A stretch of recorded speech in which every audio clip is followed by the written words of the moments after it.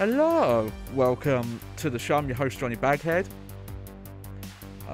As always, but not as always, we have a... You know what? Oh. That's better, there we go. We have returning segment. Yes, it's been a while. We are back with the PlayStation 1 grab bag. Patent pending. Probably not going to go through because I don't own the name PlayStation. Or the name bag. Or grab. You know what, never mind. But yes, we're breaking out the PS1 games again. Woo! Woo! It has been kind of a while since we've done one of these. Straight up. I actually don't remember the last time we did one of these. Because of that, I haven't used this setup in a while. With the overhead camera, which it's been so long I couldn't remember exactly how I had it set up, so I had to do a lot of tinkering to get it right. The main issue is having this overhead camera, which is here, in a good position that it's low enough to see well on the desk, but isn't going to be in the front of you guys' main camera. Yes. But I figured it out. As well as the arm it's on as well. And then obviously as well, covering the monitor that I'm fucking playing on. So, but I figured it out. Got the lighting all set up. There's not really going to be a theme with this one today. Because we're getting to the collection. We've gone through a couple dozen games. We're getting to the end of it. The PlayStation 1 was like my childhood console, like, you know, age of like around the age of 10ish, up and down a couple of years. So it's the stuff that I don't have everything from back in the day, sadly.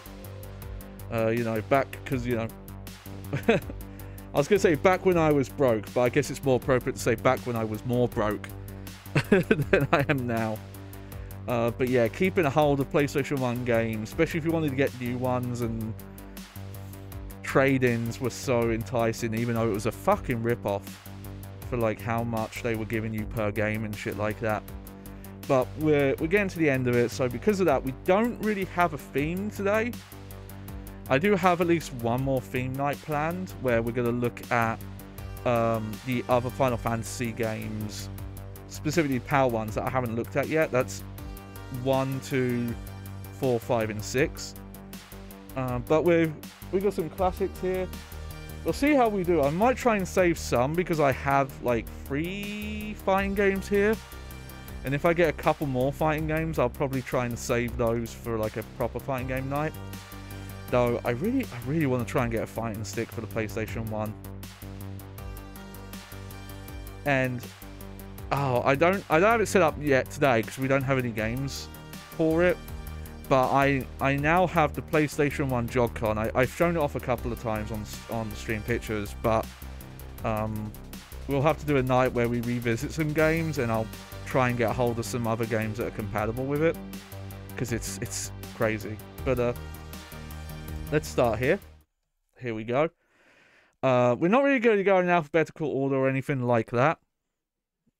Sorry about the cables. There's not much I can do about that, because this is my PlayStation 1 controller lead here. I'll try and as much as possible. There we go. But yes, we're going to start with Metal Gear Solid. This is the copy I would have had back in the day. It took me a while to get this. I think for a while I was just stuck with the demo. The funny thing is, for a lot of my PlayStation 1 memories, the demos are the main memories, because I couldn't afford to get games that often. So a lot of the time I would just play demos like repeatedly, and I had high tolerance for just playing the same demo over and over again, you know? But here it is. This case, there's a little stain and stuff, but a lot of the time when you were buying new stuff back then, it was kind of like that. I don't know what is up with the price listed on here. You see that? 08017. I don't know what fucking price they were going for there. I assume what it is that's not actually the price. It was probably from like an independent reseller, and this was like their item code for it. I do not know how great the condition is of this though. I'm gonna look at that now actually. Yeah, there are some kind of rough bits on this disc. We are gonna try and use my microfiber cloth and see what we can do. The reason we're going to start with this one, also here's those stickers again, so that must have been like the store's internal like numbering system and not actually the price. Thankfully no one's written on the discs this time, which is good. That's disc 1 of 2. Got the manual. If you're not familiar with European and Australian releases, that's the PAL releases. This is specifically... Oh, the glare's a little bad there. Hang on. There's not much I could do about that. Hello. But the Platinum re-releases, they were kind of like they were sometimes cheaper, but they were like reprints when a game would sell really well. And they would forgo the original disc art, and then you would get like this silver strip here. The manual is in great condition. This is an amazing manual, by the way. Kojima Productions and Kojima himself would never cheap out on manuals. They would always do like a really good job with them. Let's see how this other disc is. Okay, the other disc is not as bad. Second disc, not as much played, which I guess that kind of happens a lot with these multi-disc games where you restart them a lot, but you don't get to the gameplay that often. Okay, but the reason we're going to start with this one is I have a bunch of saves from various points in the game that are just on one of my old memory cards. I don't know where they are exactly and how they are, all that. Also, it's been a while. I can't remember what setup I used to have that allowed me to reach the PlayStation 1. I managed to figure it out. But here we go. Let me swap over to the game. Here we go.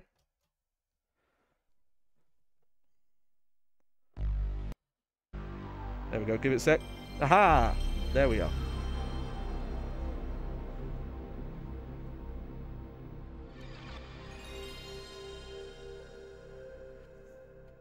But yeah, we'll start a new game.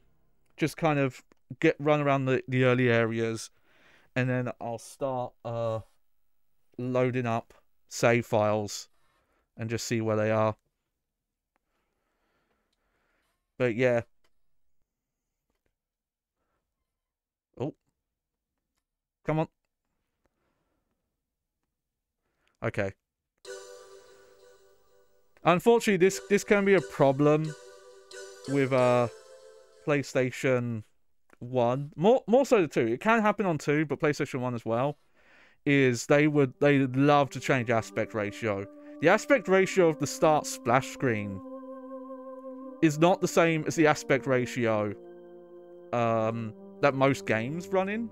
I think like the splash, you know, the boot-in PlayStation logo, I think that's in like 480, but most games run at 240. No, that's NTSC resolutions. PAL is different.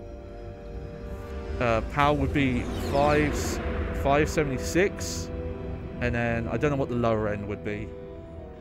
I'd have to figure out what the maths is on that. The nuclear weapons probably around like 312, somewhere around there. Alaska's Fox Archipelago was attacked and captured by Next Generation Special Forces. I'm gonna try something led by quick. members of Foxhound.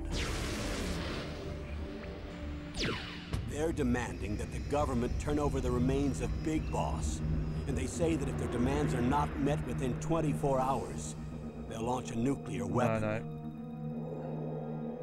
You'll You'll have 2 mission objectives.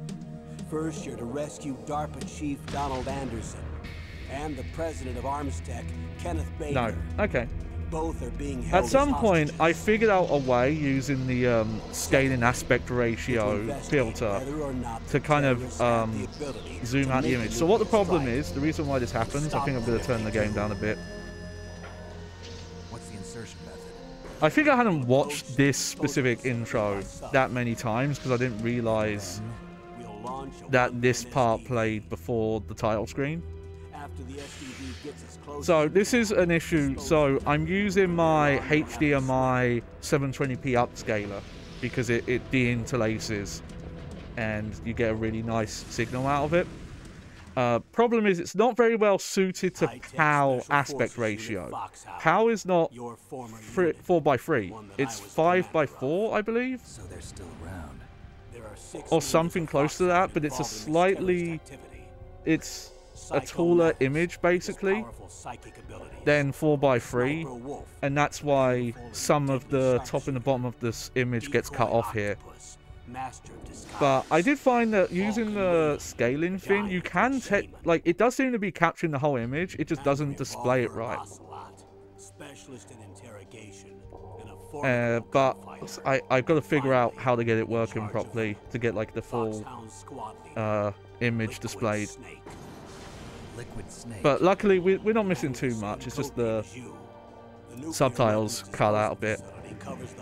So I can't impress to you enough, if you were playing video games or even witnessing video games at the time, how mind-blowing this was.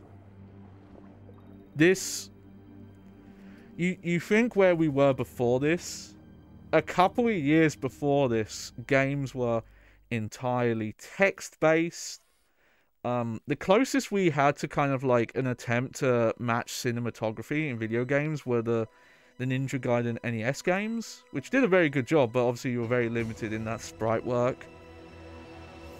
But to go from that, and then kind of like the early 3D, to what this game was doing, and to be frank, there were PlayStation 1 games, and even PlayStation 2 games, that did not catch up to this for years in terms of the presentation and telling a story, and obviously, and I'm gonna say specifically cinematography. There's always the talk about like games becoming more cinematographic and that being bad, and obviously like cinematographic is definitely a way you could describe the Metal Gear Solid games, but I'm specifically talking about cinematography in cutscenes and in presentation and things like that. Hang on. Okay. Oh, yeah, we got Japanese. Japanese confirm. Yeah, caption on, sound, vibration. Yep. Key config. Okay. But then to go from... Because even stuff like before this, you were mostly getting pre-rendered cutscenes was where you were getting that stuff. And you wouldn't get a lot of voice lines either or things like that. And then this came along, a game that is fully voiced and has a lot of voice work at that. With these level of cutscenes and presentation was mind-blowing. And just the game as well, like, looking as good as it does.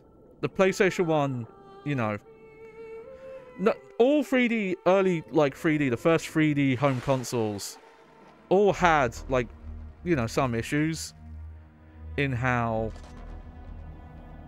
they would,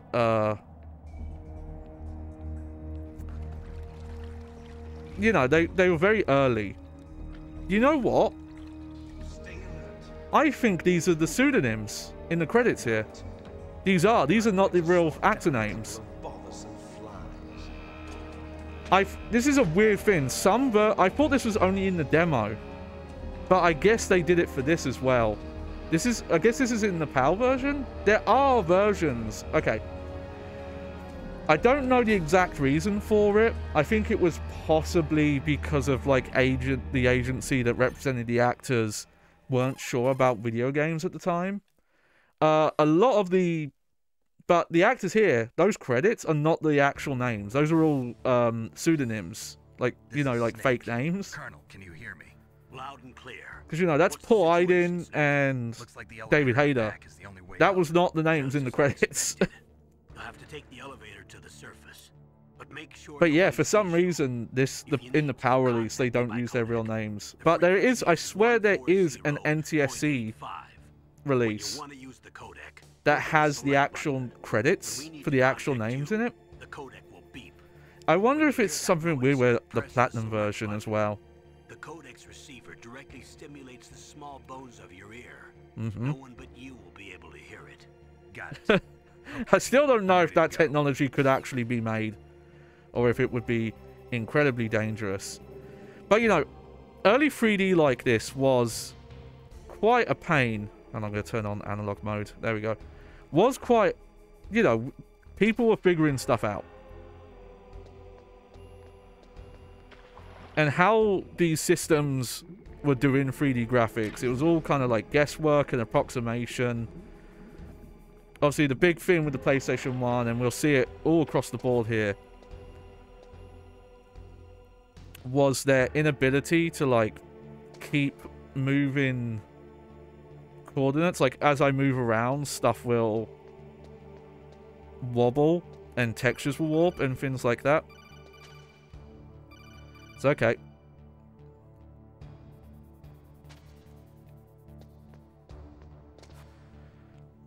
But they do such a good job here.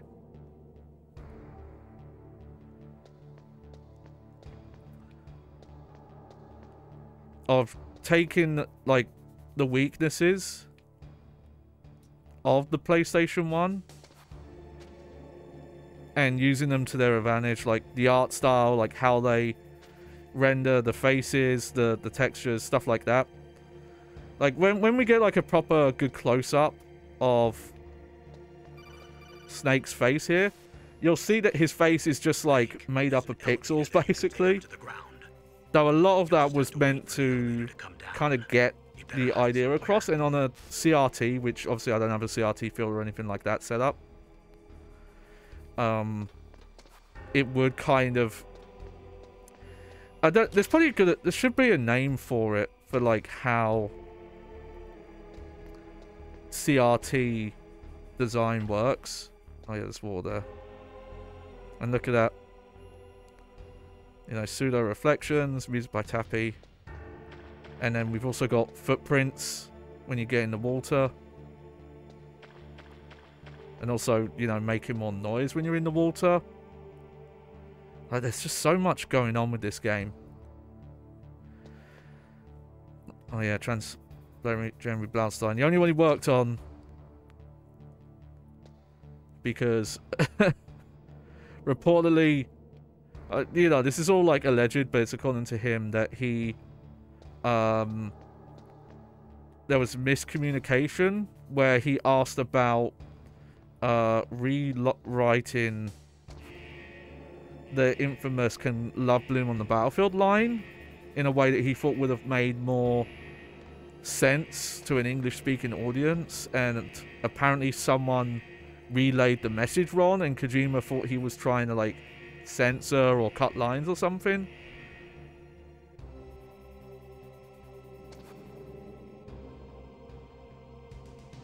I don't know the full details.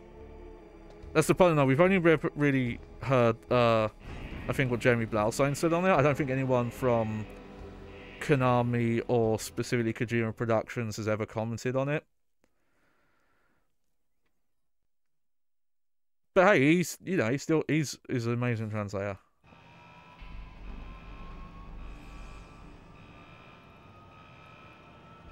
But just having like an opening credits crawl like this, and you know, have these dynamic camera angles. Like, there was for a long time where you would play a video game and the best a cutscene would do was we're going to place the characters in the world, and then we're just going to put static camera shot A, static camera shot B, and then we're just going to swap between the two. And then if we want to show, like, here's the world, we'll have this, like, on a track, like, go from point A to point B. Like, very artificial kind of, like, zoom, kind of, like, on a thing. Like a security camera. And to go from stuff like that to a game that's, like, actually trying to emulate the actual cinematography and camera work you would see in movies. But yeah, there he is. There's his pixely face.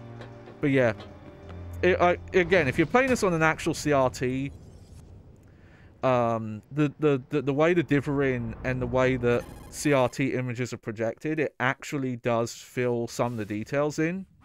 It's Snake. I'm in front of the disposal facility. That's kind of the one flaw of playing this through HD converter upscale stuff and displaying on a HD TV. How's that sneaking suit working out? Is the stuff that was meant to be seen through a CRT filter is you don't really have a great way of replicating that. Take it easy. I'm grateful. Oh, If it weren't for your suit and your had to load there for a sec. Yeah, like I said, this disc is a bit rough. Go out there. An anti-freezing peptide, Snake. Okay, we're just gonna, because that way, hopefully we can get past issues with reading dialogue. Behind D. Colonel, what's a Russian gunship doing here? I have no idea, but it looks like our little diversion got their attention. Now's your best chance to slip in unnoticed. Oh yeah, we've got that rumble going. But yeah, we'll run around this little bit as well. That bottom bit, it's also just seeing like very smart early design. The whole gimmick with that opening areas is a very simple layout. It's a square room with the 4 square like boxes in a grid format, and you're forced to like kind of Pac-Man ghost, like avoid the enemies for a while because you have to wait for the elevator. And then also like introduce you to some of the early concepts. They have the 18 hours left until their deadline. They have crawling to get under the pipe because you're forced to do it. They have...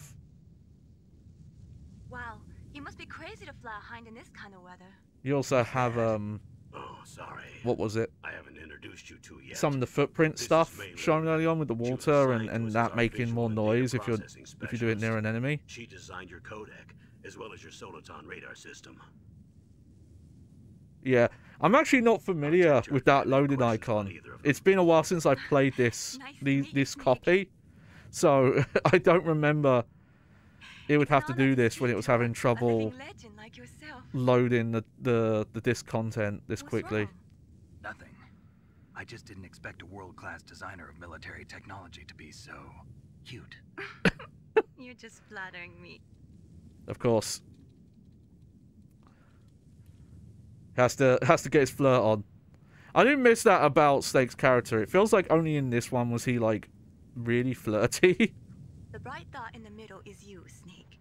The red dots are your enemies. I guess And the after blue this cone he shape gets too represents cynical and their he's... field of vision. Be careful, Snake.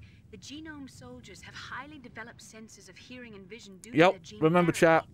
Make sure you They have and highly developed First, vision I want you to and infiltrate the disposal site hearing. and look for the DARPA chief. Far more advanced than a regular soldier. Oh, come on, with the game. same GPS transmitting nanomachines as you. He should appear on your radar as a green dot. Yeah, this is this is always the risk going back to these old physical copies. Especially because a lot of the places I would get them used Information you can from him about the would not be in the greatest condition. Like, early on, people were a bit ignorant about, like, how much care you had to put. alive, that is. Like, it doesn't take a lot of damage to a CD to make it unusable. DVDs have a bit more because they're, like, thick layer. And then when you get to Blu-rays, like, Blu-rays are so thickly layered that you can You can, like, screw them up, like, pretty bad, and they'll still be in, like, fully working condition. It's kind of nuts. I'll let you do a strip search on me. Never mind where the pot goes. All the crazy shit, I'm gonna do you. Oh yeah, we're not in control yet. If you want to get in, I'm gonna say as well, for like a PAL conversion, I think this is pretty good. I don't think this is running slower. Like, it's gonna have a lower frame rate, but I don't think it does the whole well, your game just runs like they're armed with 5.56ers, pineapples. Like 5/6 the speed. You know, so it's around like 13% slower or something. Though with some PAL conversions, it feels like even slower than that. What about the air duct It's near the probably door? not 1-to-1 game speed, but this feels There should also be a duct a on the lot second better floor. than some.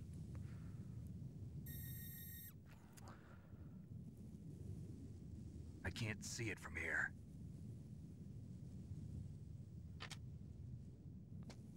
I'll let you decide the best COA.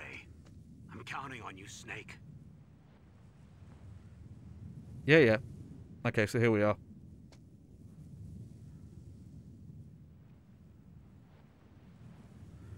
I'm in the analog mode right now. This is also one of the early games to like really kind of showcase what the controller, like, you know, was capable of for that kind of stuff. It's also a really smart game in terms of like doing stuff with the draw, like what kind of draw distance you could get away with. Because you'd either have like a dynamic draw distance, or which we've definitely seen it in games, and obviously there's Silent Hill 1 most famously took that weakness and turned it into an advantage by taking the draw distance and turning it into part of the horror of that game. Hey, check this out. Whoop.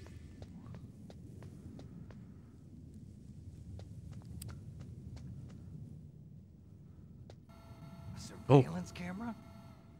Oh, I just realized. Okay. Scene tools.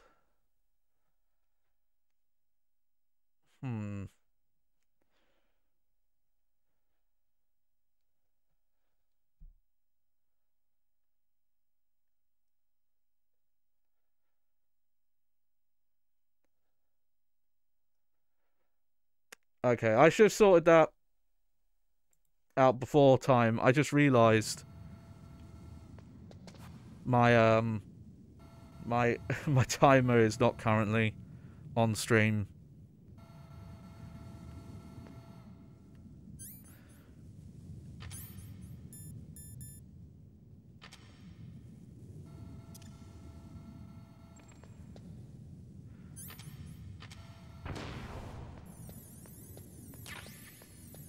It is okay. The more I play it, the more I think this is running slower than the NTSC release.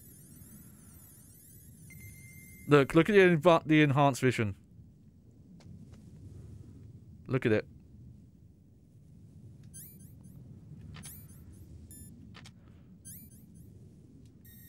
Look at it. Oh wait, okay. Well, that guy's asleep, so no wonder.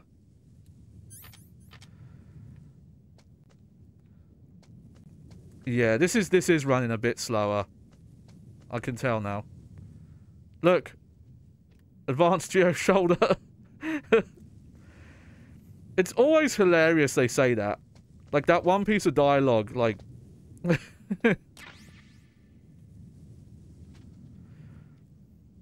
is really funny. They say that like immediately.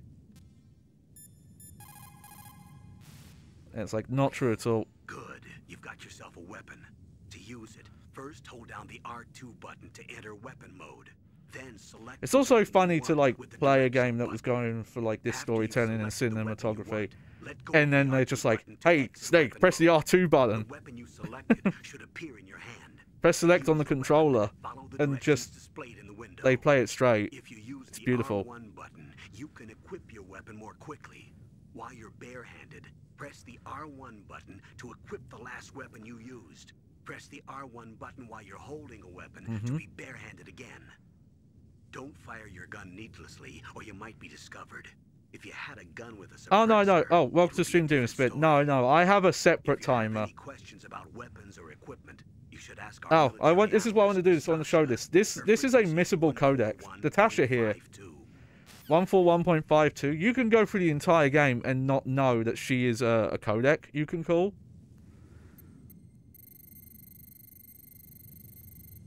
You can do this at any time. You can even do it like before I think Campbell tells you. This is Nastasha Romanenko. Nastasha, yes. With you, Solid Snake.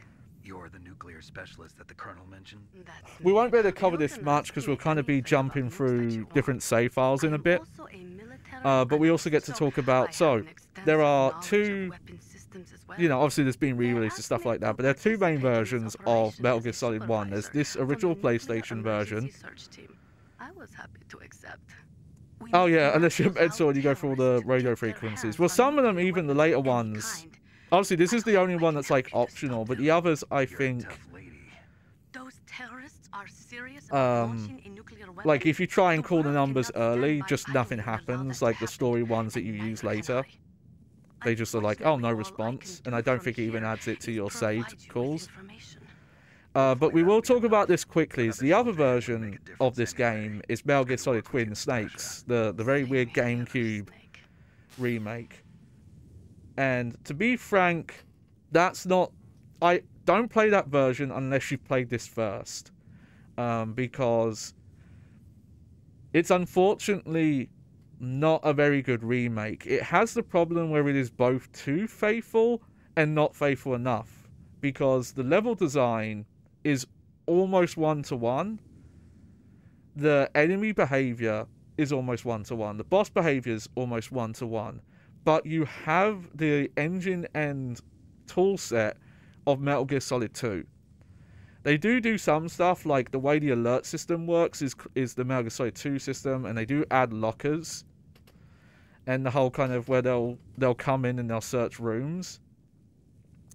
But you have like first person shooting, you have like more physical moves and more tools like to put down. And they don't redesign the levels to accommodate for that.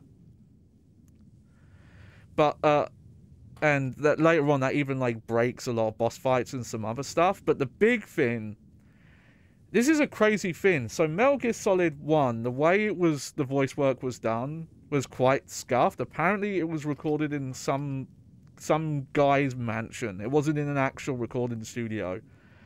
And though it doesn't come through in the original game, because of the compression, you know, to fit them onto CD, the studio recordings they had couldn't be reused at full quality, because if you didn't have them compressed, a lot of background audio was coming through the voice work.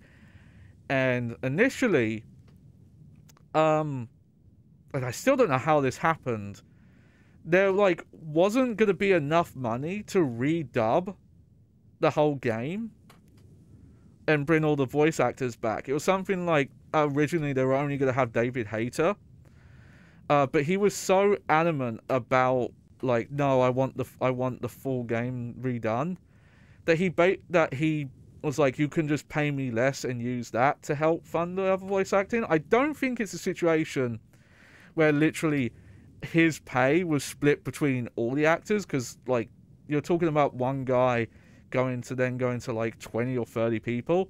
That can't be it. But it was something like that. But unfortunately, a lot of the voice direction is not as good in Twin Snakes. Some of the changes make sense. Mei Lin, they give this kind of stereotypical, exaggerated English second language Chinese accent, but it doesn't make sense for her origin because she's American born and raised. It would make sense that like having Chinese parents means that she would know Chinese, but it would be very strange for someone who lived and grew up in America to have a Chinese accent. But they also stripped other people's accents out. Like Naomi Hunter's meant to have like a slight South American accent, and they took that out. And again, she's born and raised South Africa. And Nastasia here, they got rid of her accent, but again, she's supposed to be from Eastern Europe. So it doesn't make sense that a lot of those characters, like, I get it with Mei Lin, but everyone else, like, their story was they are not English speakers first. They shouldn't have a American accent, you know? And also, just a lot of the voice direction, some of the deliveries, way worse. Naomi specifically is one of the standouts where, and it's Jennifer Hale, it's the same actress, and she's amazing, so I don't know what was going on, and I think it's even the same voice director, but she just sounds bored and not as emotionally invested. And also there were like some changes to voice actors, Gray Fox sounds completely different. But let's run around here a bit more, and then we'll start loading up save files.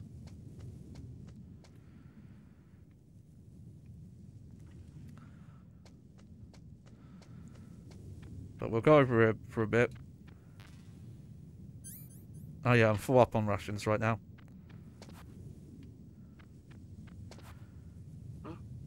Huh? Whose footprints are these? Whose footprints? Let's see if you can find me.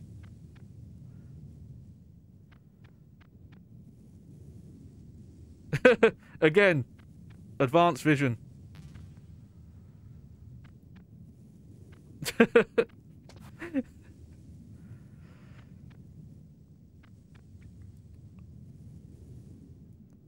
I do like he keeps checking behind him now. He's realised what's going on, I think. Yeah, he's like, I think someone's trying to play a joke on me. Okay, we'll leave him for now. He can have fun. And yeah, you got the big door here. And then, is that guy sleeping there? In front of a grate, which I think you can technically crawl past him. Or, and I'll quickly show it, and then we'll get to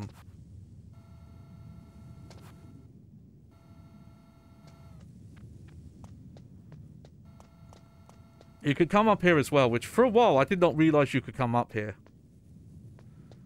But you see there's a little grate fin there.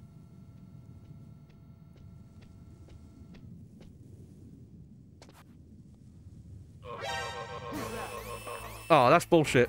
He somehow calls the alert. Alright. You know what, this is good. I can,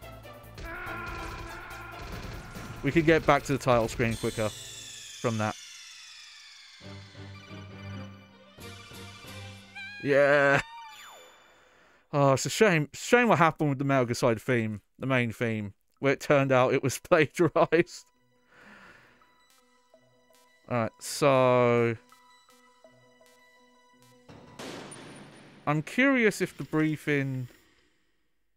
This is crazy as well. It wasn't on any of the other games, but there's this like really long intro thing here.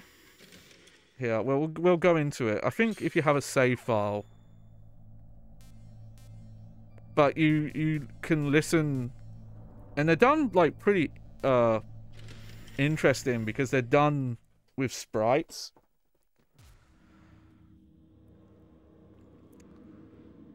Oh yeah, we got free camera as well. Colonel, who are you speaking for? Naturally, I'm representing the U.S. Oh.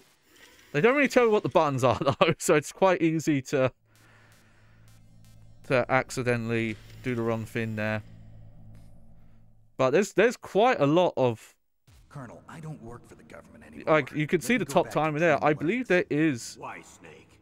like 20 minutes close to of audio there. And they cut to like different angles and stuff like that. It's pretty cool. Okay. So let's see what save files I have. Okay, so we have 2 playthroughs on easy and 1 on normal. We'll go by playtime. So we've got the roof comm tower.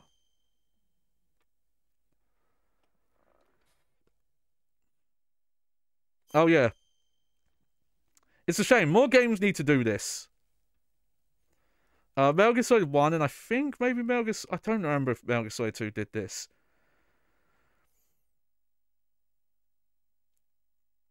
Oh, no, no, okay, no. Demon Spirit, the whole thing about Snake being blonde and he dyes his hair is a misconception. It's just that the lighting and the art style in that cutscene makes him look blonde. It's not that he dyes his hair. He cuts it because he has a mullet normally, but there he cuts it to like a... It's kind of hard to describe it. It's almost like an eraser top thing where it's like he only has it like... He cuts like the side and the back, so he only has it mostly on the top. But he doesn't dye his hair. But yeah, this briefing thing where they tell you exactly where you are in the story. So if you saved and then you come back to a save file like a couple of weeks or a couple of months later, you can see exactly what was going on. The terrorists have started preparing to launch a new type of nuclear warhead. To stop the launch, Snake must use the detonation code emergency override key at the underground maintenance base up north or destroy Metal Gear itself. After outlasting Ocelot's torture, Snake escapes from the cell. However, Meryl, taken as the other hostage, cannot be found. Snake infiltrates the communication tower and heads for the walkway on an upper floor to detour around the glaciers that block the way to underground maintenance. Okay, so this is quite far in, actually. Here's the thing. The second disc is actually not like the second half of the game. You actually get quite far into the game before. I think the reason why is because there's a lot more like full motion video. But yeah, we've got level 6 card. Cold medicine, which I forgot you could even catch a cold in this. But yeah, if you watch all the briefing files, yeah, you get that cutscene where he's like, I'm going to cut my hair. Diazepam, the PAL key, got a rope, got Sniper's handkerchief, cigarettes, smoking is hazardous to your health, remember that? Yeah, we've got a cardboard box. And the gas mask. Let's see, SOCOM, FAMAS, grenade, Nikita. Doing pretty well on weapons here. Don't have the silencer for the SG-1 yet. Oh yeah, this is back when you had to have the keycards equipped.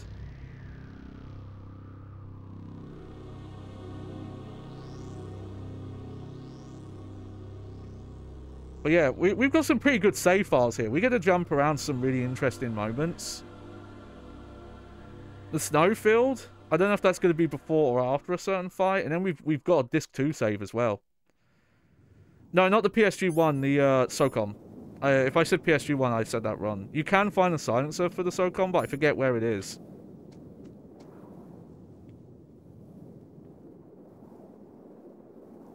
But yeah, again, they do really good, smart stuff with designing the areas. Like, obviously the setting, like being in a snowstorm in the middle of the night, means that they don't have to, like, render big sky box areas. Obviously, it's kind of funny because it makes it feel like you're just in a weird dark void, because you basically are.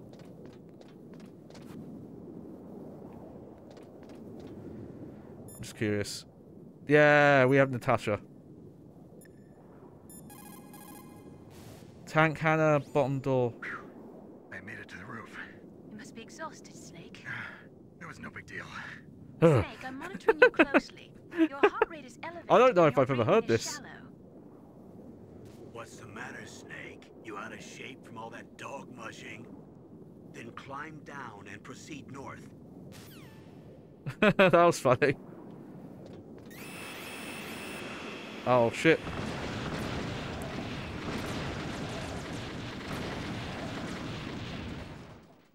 Yeah, this is a great bit to highlight. Also, we get to talk about one of the big differences with Twin Snakes is Kojima hired a known action director to redo the cutscenes, and originally the director had planned to kind of one-for-one recreate these cutscenes just with motion capture actors. Damn. And Kojima rejected them because he said, well, I didn't hire you to do my work, I wanted you to do your own thing. So he insisted that he should change them and make them into his style. So that's where we get all the crazy, like, wire fighting and Snake doing backflips and jumping off of Stinger missiles in midair and all that. And all that stuff. And it just doesn't fit. You look at the later games, and that stuff did start to come up more and more in the series, but it made more sense in the context of those stories. What are you going to do? Take on a hind with your What's bare wrong, hands? Snake? Now you're mine. I love Liquid's voice. Finished. It's kind of a shame that Liquid had to not last long in the story, that he couldn't be this, like, properly reoccurring villain. Even though he's, like, kind of around in Metal Gear Solid 2 and 4, but not really. If you know, you know. But yeah, it's like you see Snake doing, like, all these crazy backflips and jumping missiles and stuff, but then you control him, and the best he can do is, like, a forward roll.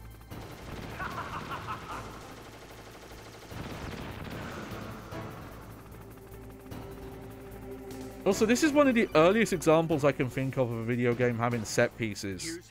Of like, okay, you've done... There's probably earlier examples, but it's kind of like 3D action game that's mostly a stealth game, but then suddenly, oh, you're doing this... You do this scaling down a building bit, there's the turret stuff later on. Oh, Doomswitch says, currently trying to get the big boss or Fox rank for the Platinum Trophy. And on quite a number of runs, so it's kind of still fresh in my head. Oh yeah, I've never been very good at getting the like big boss and Fox ones. They're like no alerts, never been spotted ones. Woo!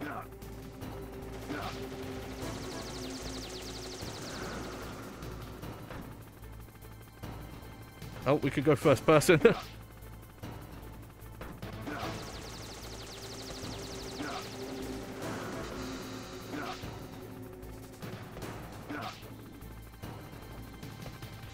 I'm curious what is the first example of like a turret section in a video game.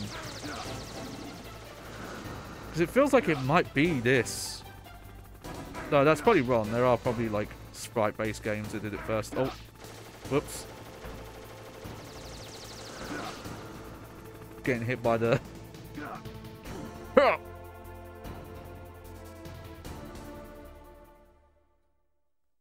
steam pipes there.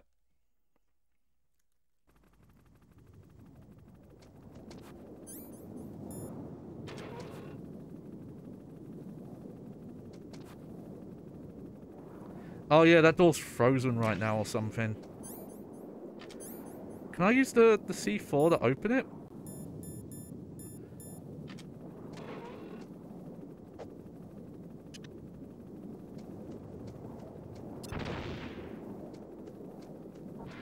Yeah, that does still work.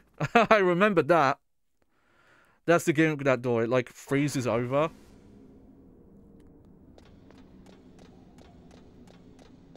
Funny enough, though, I think they might stop you from going back too far here. Let's see if I can show it, though. I might be able to show, like, a pro tip here. Oh, yeah, here it is. Did you know you can aim your weapon in this game and run at the same time? It's never explained, I think, in the codec, but it is explained in the manual. You just have to... So you hold square... pull out the gun, and then when you let go it shoots. If you're holding the X button, you can move around still. It makes this section a lot easier, though the kind of speedrun strat is you just run up and constantly throw stun grenades. But if you don't do that method, if you do this with the FAMAS.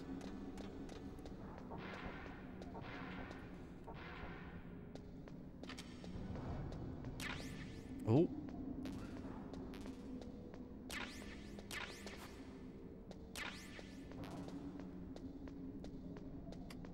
Oh yeah, this is definitely running slower. I didn't know health doesn't replenish after bosses on extreme mode. Oh yeah. Having to do everything up to the interrogation hitless because I die in 2 hits. Yeah.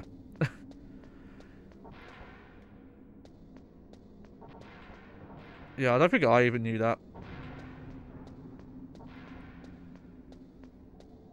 I'm curious whereabouts this is.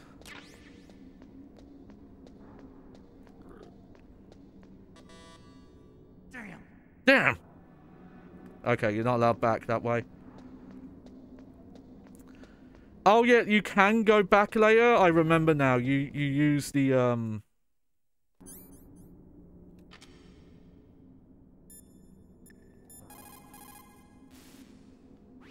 You caught Snake? Good luck, Snake. Okay, no. There's the whole thing of if you pick up the multiple cardboard boxes, say 2 nuclear war storeheads, you can use those to get back to the tank hangar. Okay, we're gonna load up a different save. We're gonna load up the Snowfield save. And then we'll look at the Disc 2 save.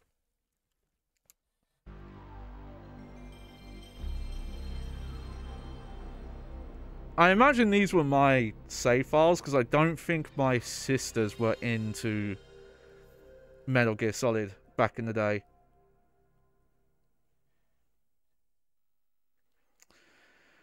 Just remember to hold the shoot button first or enemies don't fall for the play dead trick. Oh, I didn't know about that.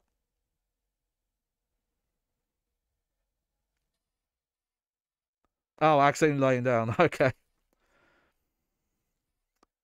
I know in Metal Gear Solid 4 you can actually do that.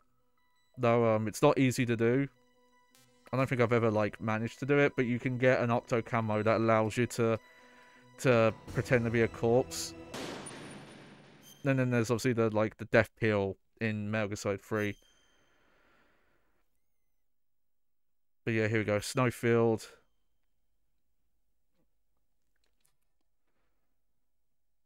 Yep, read the mission log. To stop the launch, yep, Snake missions or destroy. Snake fights Liquid Hind D on the roof of the communications tower, defeats it. Snake takes the elevator in communications tower B and defeats the stealth camouflage soldiers and gets to the snowfield north of community. Snake's address maintenance space. Oh, okay, yeah. So this is good. I was curious if this was going to be before or after a certain boss fight.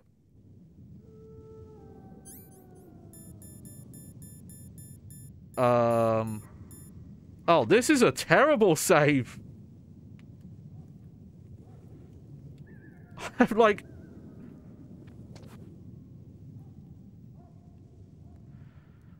oh yeah, this is like the one area where there's like a draw distance. No wonder back in the day I was playing on like easy.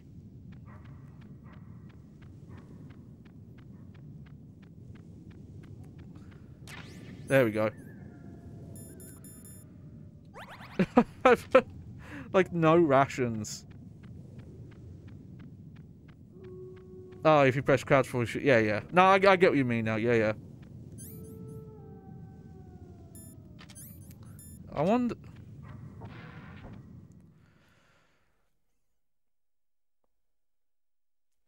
Let me see if I can. Oh.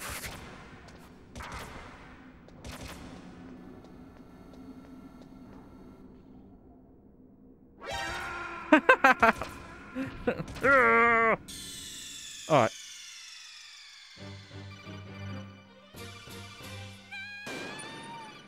You probably, if you knew what you were doing, it's probably because. You know what? I bet. Let me see if this works.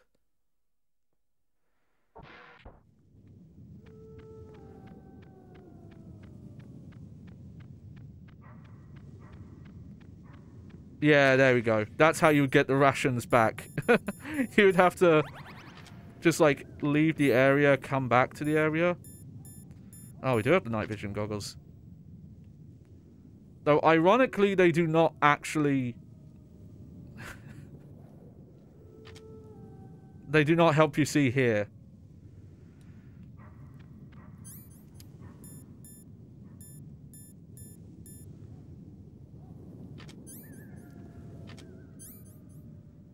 And there we got the PSG-1. Let me face forward.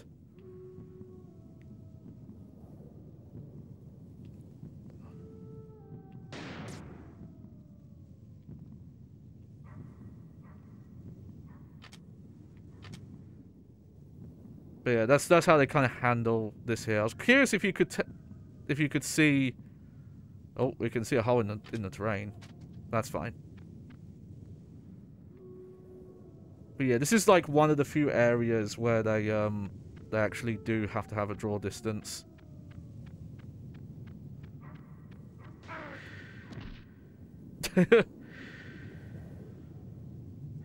Oh shit. It's hilarious to me that Snake just crouches there immediately.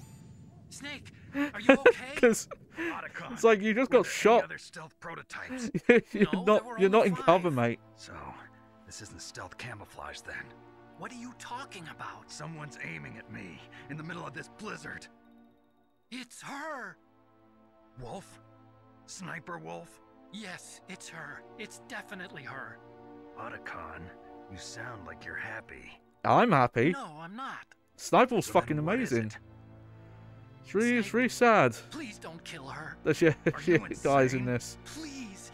She's a good person. You'd know that. That's kind of the thing with Metal Gear Solid. Like, I can lament, you know, like Liquid and others who die throughout the series. But they're pretty good about, like, the certainty of, like, no, people die. And when someone did seem to come back from the dead, it turns out they weren't. No, you can't. Don't get between a wolf and No. its prey. You're pretty good. Yeah, I do think a fucking Vamp and his fucking retcon in Metal Gear Solid 4, I think is really dumb. I would have frankly have preferred if they had just, like, never explained why he doesn't die. Can't you sense me near you? Instead of fucking, he's just got nanomachines. Reveal our location. It's like, well, if he has them, why doesn't everyone have them? I'm going to send you a love letter, my dear. Do you know what that is?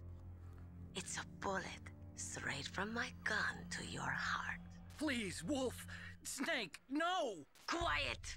Don't get in our way. Now I'm gonna pay you back for Meryl. You men are so weak. You could never finish what you start. So yeah, this is the sniper battle area. You actually are in cover here. Let's see if we can see her. I don't know if I'm going to do the full fight here. Oh, there we go. Got some bullets.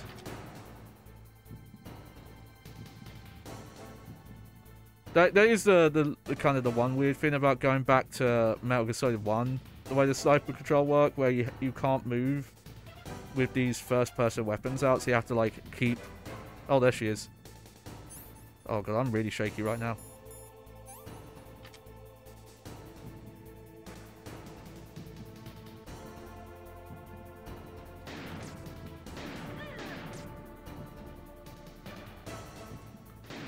Oh. Ah. Okay, well, I got her.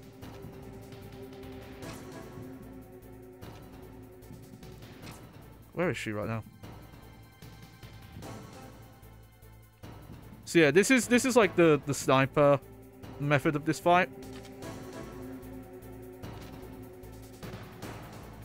But there's also this method, which is way more hilarious.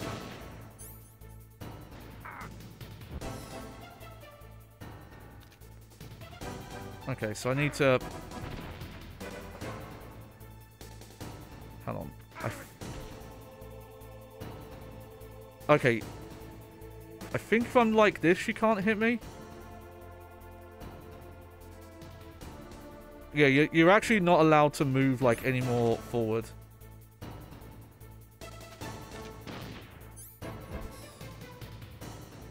But yeah, you hide there.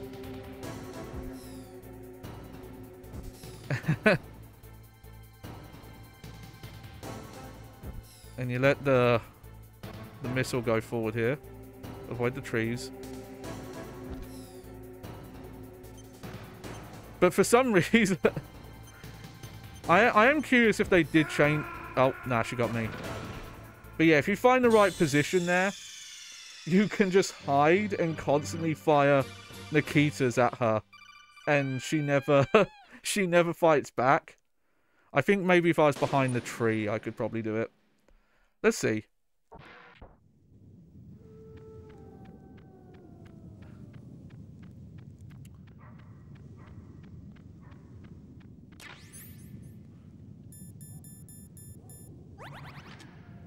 I unfortunately do not have a lot of diazepam, so actually... Oh, yeah. This is a bonus. I think a lot of people might have not ever seen this. Colonel, listen to me. I found a parachute near the wreckage of the Hind. A parachute? You don't think that Liquid survived? Impossible. As soon as he jumped out of the pilot's seat, he'd be sliced up faster than an onion on an infomercial. So what's that parachute doing there then? I have no idea. A trap? Either that or a message to me. Meaning I'm not dead, I suppose. Maybe. But I think it's more like I'll string you up. I'll string you up. Case, don't let your guard I down. don't know why it cut to Naomi there. I don't know what insight she had on that.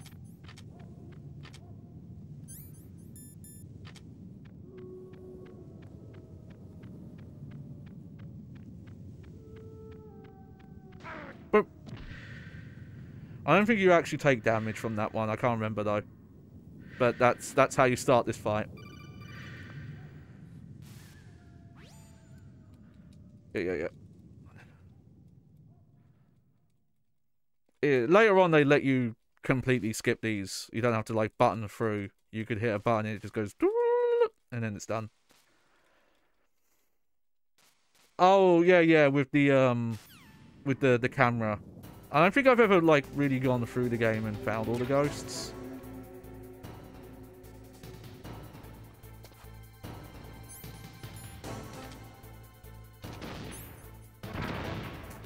Okay. Whoops.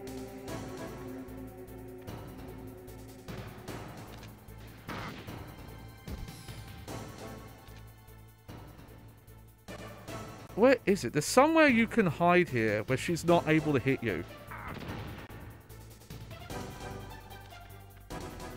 But I don't remember where it is. Is it over here, maybe? Ah, okay.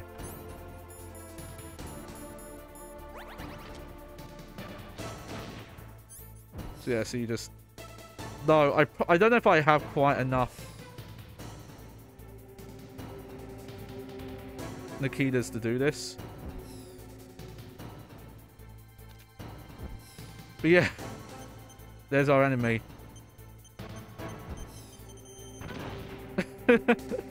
But she just... See, this would have been a crazy thing if Twin Snakes had... I don't think Twin Snakes does, but that would have been a fun thing if Twin Snakes had addressed this. Not completely patch it out, but made it so that if you did this method, it would like maybe not work more than once, or it was harder to do because you would just snipe the rocket out of the air.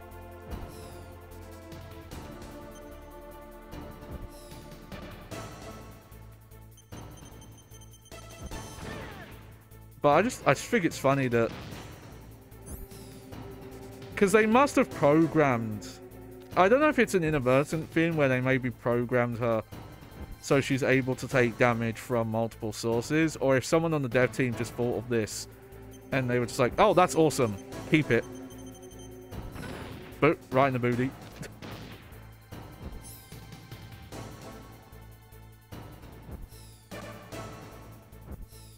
Here, we'll do this. We'll do this quick because I think this is right where the disc swap is.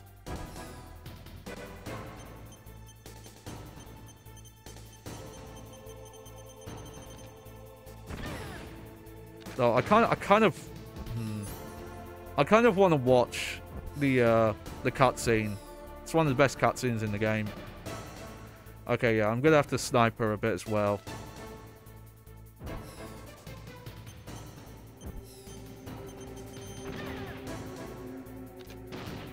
Oh no, I think I'll have just enough to do this.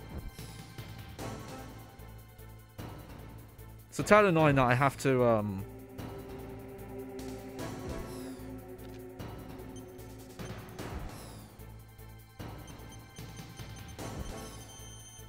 it does that whole thing of like it slows down when you're like readjusting. Oh, this might just be enough.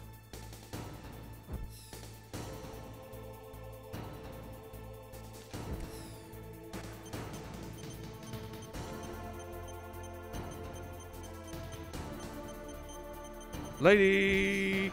Ah! Ah! That was unfortunate. Okay.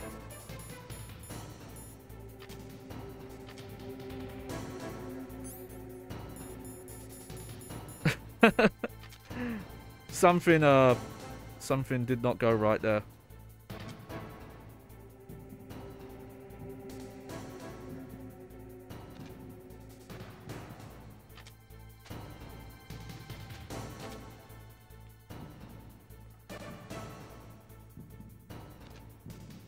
Oh.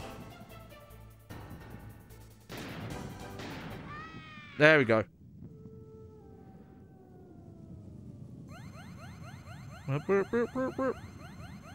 Yep, that's your health bar increase.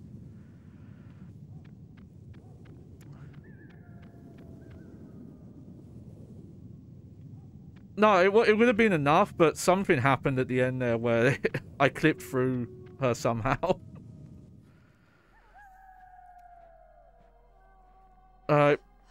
Like this, if you cry every time. I waited for this moment. I am a sniper. Waiting is my job. Never moving a muscle. Concentrating.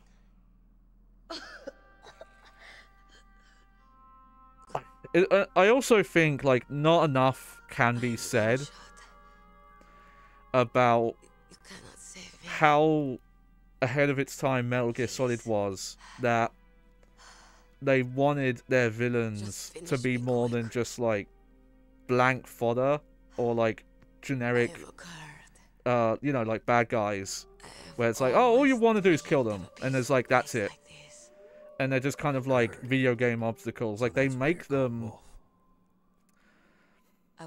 you know, real people. Obviously, it's like there's a bit of hamminess that it's like, yeah, you fight them, then you defeat them, then they kind of just monologue their entire life story and stuff. No, it's not the worst it was ever handled. Metal Gear Solid 4 handles it way worse with the Beauty and the Beast squad, where fucking Drebin just calls you and tells you their entire story.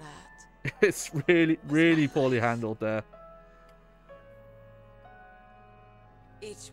But just the fact of like, no, these are people with full lives, and all these other people, like all these things that have affected them throughout their life and molded them into who they are. And you know, to try and make you think of them as more than just like pixels on the screen and things like that. And just, you know, trying to actually have this nuanced and deep talk about militarization and a lot of like the glorification of like war in media and in history and things like that. Like, they do a good job of both showing off like kind of that Hollywood action approach to it, but you know, commenting on it, having like more to say than just, hey, this is cool action, which again is why that tone in Twin Snakes kind of ruins it, where it going for like the fucking wire fighting mocap stuff really messes with the tone of things. I will say, like Metal Gear Solid 4 it's a weird thing because there's parts of that game I love. Like Metal Gear Solid 4 has like some amazing stuff, and it has probably my favorite sniper fight in the series. Everyone talks about the end in Metal Gear Solid 3, and the end in Metal Gear Solid 3 is really cool, but it's definitely held back by the hardware because of, you know, the map has to be divided into 4 separate loading sections, and some of the Wolves are noble animals. the more, you know, it's the more you play it, the more you kind of realize how gamified it is. And you pick. But I really like the sniper fight in Metal Gear Solid 4. The fight in Metal Gear Solid 4 feels like what they wanted sniper fights to be back here. Fully realized of what they did, like all of the games, like 1, 2, and 3. It felt like the full complication, like compilation of what they were going for, like the fully realized idea. Heck, I think I like it more than the sniper fight in Phantom Pain. Even though it's like a big area and stuff, I think it's because of where it comes up in the game, you don't have the full tool set to do a lot of the really interesting stuff that Metal Gear Solid 4 does, because that's like one of the later bosses in the game. That's like in chapter 4 out of 5. A man like you. You're a hero. Plus, you know, just because of all the advanced tech suit and stuff, and bringing it back to Shadow Moses with the snowstorm. Why? I loved you. Oh, hey Lola. What is it? I know, it's really sad. My favorite. Oh, Demon Spirit says, won't lie, my favorite character in Metal Gear Solid 3 is the Sorrow. As for my favorite, yeah, it's the end or the joy. It is a tough call between those two. Those are probably the two best. Though I do really like the Fury's fight. I think his character doesn't get fleshed out enough. But I think like the actual fight's really interesting. But yeah, the end or the joy are the two highlights for sure. Set me free.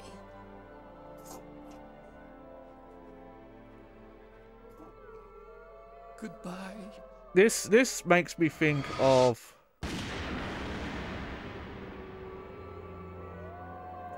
Metal Gear Solid is interesting with what they did with Otacon. I don't know if it was this game or Metal Gear Solid 2, but Kojima had this problem where he kept accidentally making Otacon kind of cool when he wasn't trying to, so he kept having to like add to his story and his backstory to make him like not as cool. I don't have any more tears to shed. Like obviously he says some like dumb stuff here, like, you know, like falling in love with Sniper Wolf, and it's like, oh, can love bloom on the battlefield? It's just like my Japanese animes and all that. Protect yourself now. But don't like trust anyone. Yeah. people started to look at him as being cool. So like Metal Gear Solid 2 has the whole weird backstory of like his stepmom seducing him, and his I'll hang on to my content warning on this, because Metal Gear Solid 2 gets like really dark with, You can leave anytime. like, darker than Get a like head start. might be the darkest in the series when it comes to like that kind of stuff. But the story with him and his stepsister, where when they were younger his stepmom seduced him, and the dad was like knew it was going on. What am I fighting for? And What bear are in you mind, like, fighting fucking for? Olacon's dad is a piece of shit. It took a while to get there, but the If we full make it story through is this, like, no, I'll he tell sucks. you. And his dad decides to like try and drown him and his Okay. I'll be searching too. stepdaughter in a pool. Just like, Well, it really fits some of the stuff with his character that happens in Phantom Pain. Because how in Peace Walker just kind of is just Otacon, he doesn't feel that different. But then you remember he has that backstory of like, okay, obviously like your son and your wife and your like your step, is this such a thing as a stepwife? I don't know. Like, that's obviously horrific thing to find out. But then trying to take your like stepdaughter down with you. Okay, the fact they put Nikita missiles here, they must have knew. They must have knew that people were gonna do that for that fight.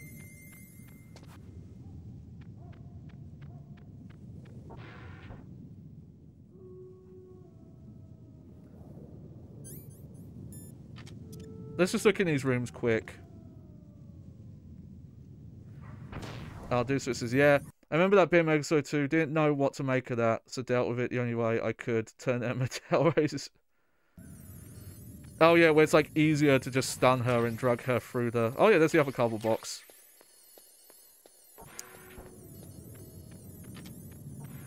That makes... It's not too bad, but that reminds me of Eva near the end of Metal Gear Solid 3, where she's injured. And the easier way of moving her around is to trank her and just drag her around, because she like, her stamina drains like crazy fast, and then also she'll get into gunfights if you get alert status. So a lot of the times I've done that, I've just used the stun and just dragged her around.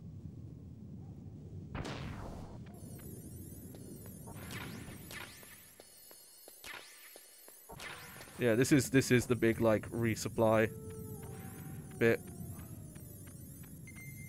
Ding. Now I'm gonna check something because I feel like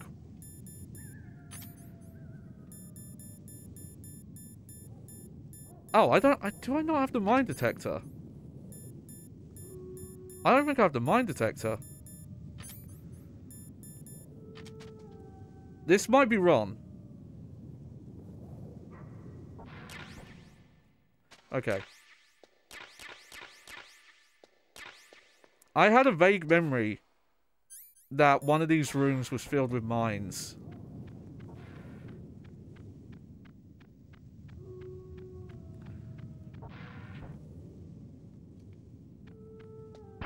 Yep, there it is.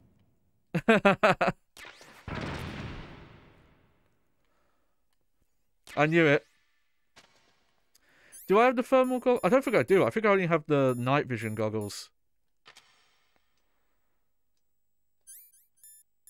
This is, again, a very weird playthrough.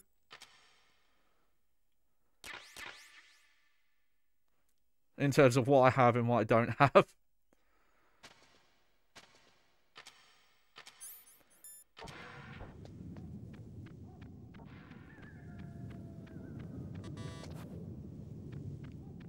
Okay, so that's a room you have to come back for.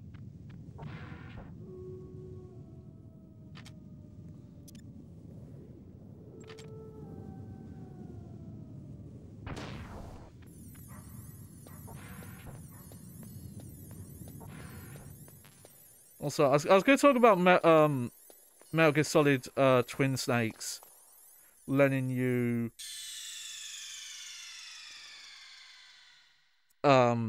shoot out cameras, but I remembered that you can actually do that with the Stinner. There we go. We get to show this off. Because this is an almost long gone concept. The only reason this still exists is because Final Fantasy VII Rebirth has 2 discs, and I don't know how it's handled there. I don't know if you like install both discs at once, like if it goes like, okay, put this disc in then this disc, or if it is literally, hey, once you get to this point we'll swap content. I don't know how it's handled, I don't even have a PlayStation 5. Hey, I'd like one. If someone wants to send me fucking like £500. Don't. I don't mind a little bit of donations to help with funding stream content or getting some more PlayStation 1 games. But I don't think I could handle being sent fucking that amount of money at once. Oh yeah, press the start button. But yeah. The PlayStation 1 era, like, when I think of the PlayStation 1 era, I know obviously PC gaming, that was, like, very prevalent there. And that was a thing for quite a while. But it's really the main thing I associate with the PlayStation 1. Because the PS2 actually did not have that many multi-disc games. Oh, I love the music here.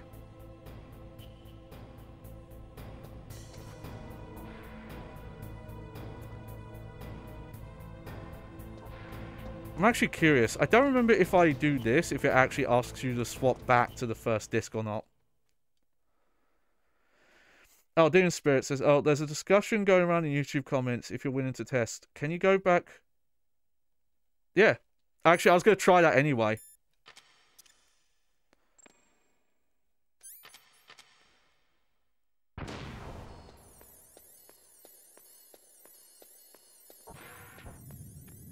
Well, I'm in the snowfield.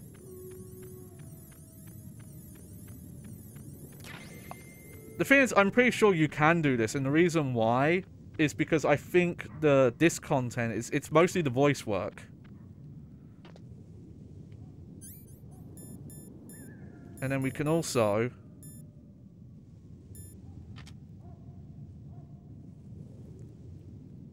I never knew about this. This I didn't find out until like years later.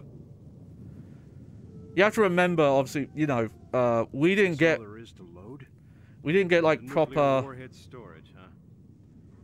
Oh, the door you entered the wolf fight through. I'll check that as well. I just wanted to do this first, because this is kind of like a bit of an underutilized feature. Like, it was used more in Metal Gear, and I think Metal Gear 2.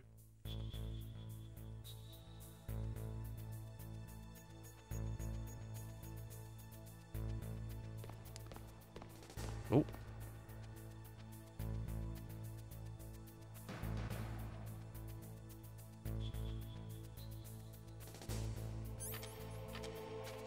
There is a cardboard box A as well. It seems I've missed it.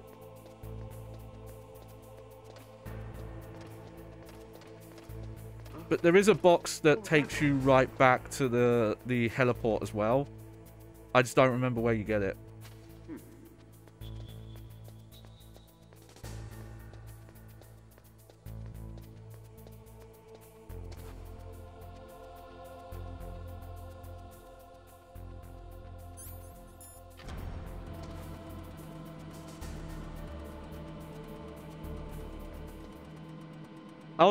I'll specifically check. They do. The thing is, I think some of the tower areas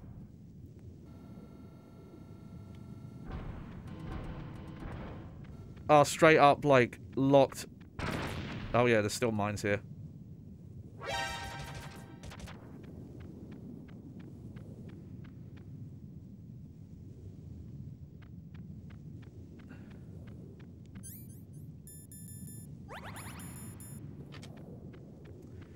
Yeah, I think this really showcases that the PAL version does run a little slower. I don't think it's as bad as like some NTSC to PAL conversions. The worst I've probably seen, there's quite a few. Devil May Cry 1's really bad because the cutscene audio desyncs in the cutscenes, because the cutscenes are playing slower, but the audio is not.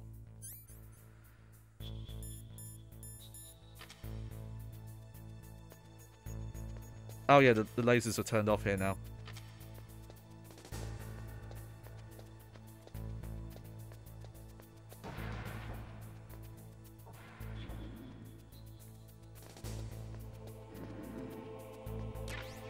Oh, there you go. There's a suppressor. And I think you do have to come back for this.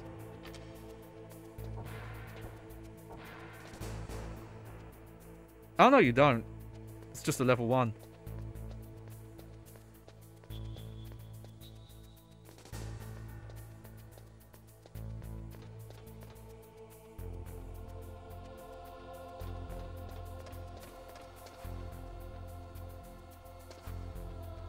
But I think there is some stuff that you can only get if you do come back, like, late game. There it is. There's cardboard box A.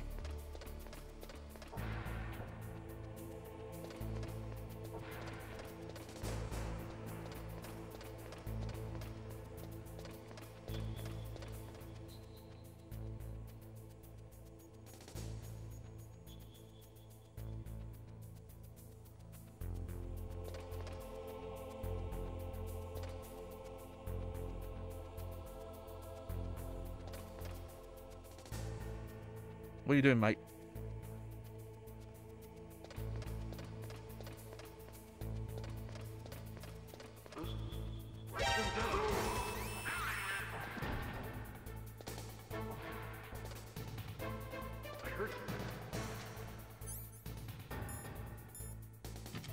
Where'd he go?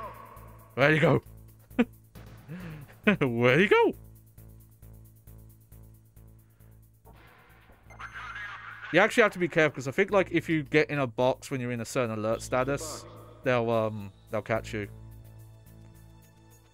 No, it seemed to be that door said level 1, I think.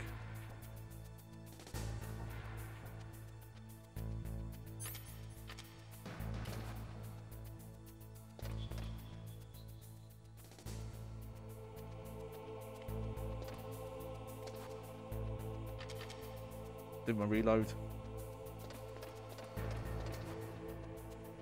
Try and remember what this is. Is this the thermal goggles? This is either the thermal goggles or the mine detector. Yeah, it's the thermal goggles. There we go.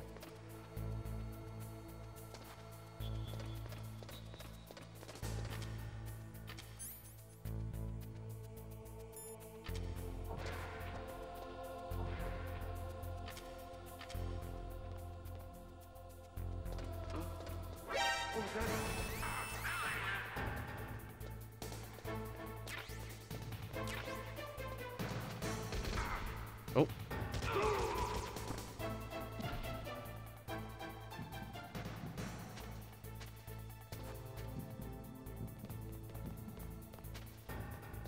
Oh.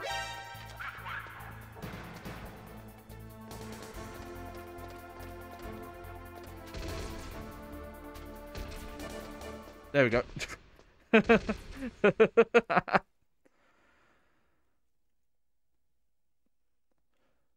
Where'd he go?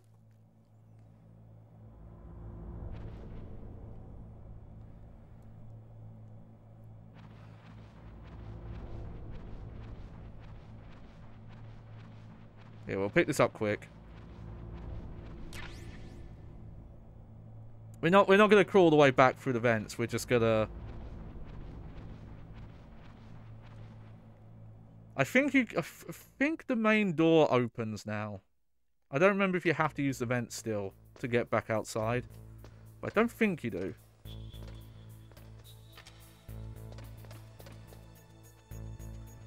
Oh yeah, no ledge grabbing yet.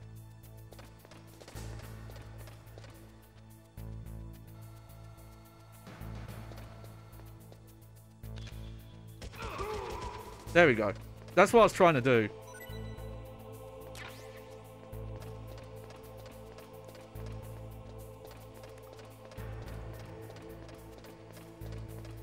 It's a bit weird with because of the like zoomed in camera and the radar. You do kind of end up playing this game where you're mostly just looking up there. You're just looking into the codec.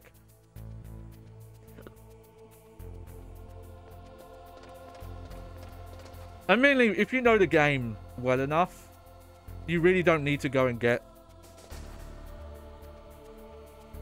the mine detector. Like, once you know where they all are. Oh, God. This game has analog, but it has a bit of momentum to it. It's not Like, he has a... Oh, shit.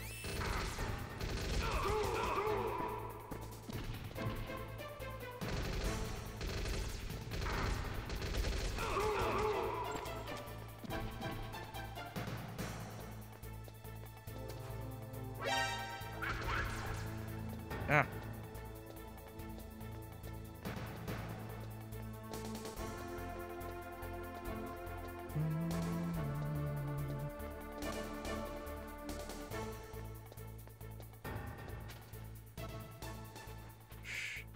Hide under the tank.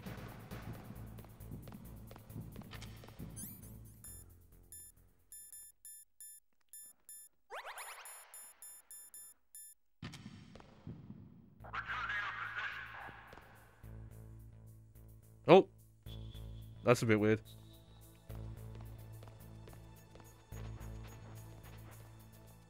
Oh, I love the stereo sound there. You can actually get a good idea of where the guard is.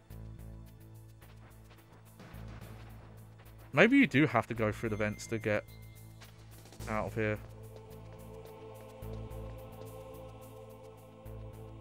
Yeah, I don't think that door actually does open up now.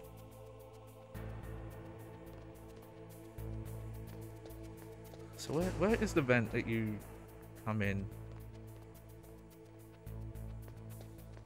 Oh, there it is.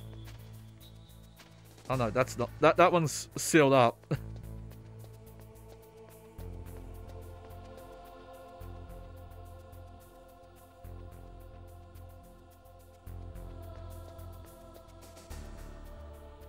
I actually forget where it is. Maybe we can only use the upper one now to get out of here.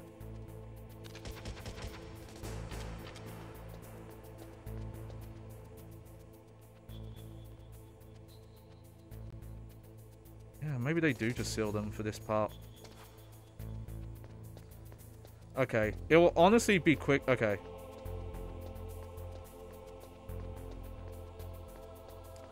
It'll be quicker to go this way than it would be to go through the vents to get back to the heliport. But yeah, I've got the box now, so I could use that to go back to the heliport as well. Though I don't think there is anything to actually get if I did go that way.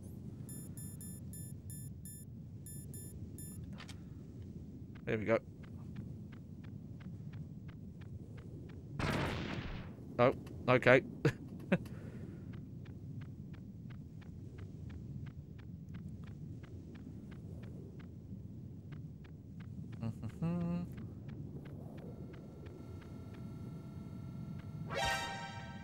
Okay.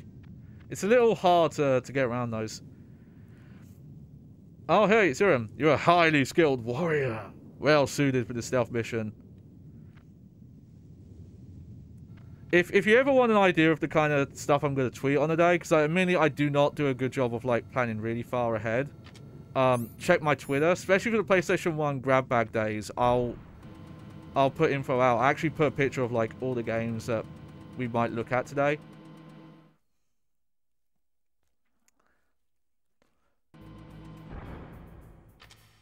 Yeah, I'm just going to quickly re-heal again.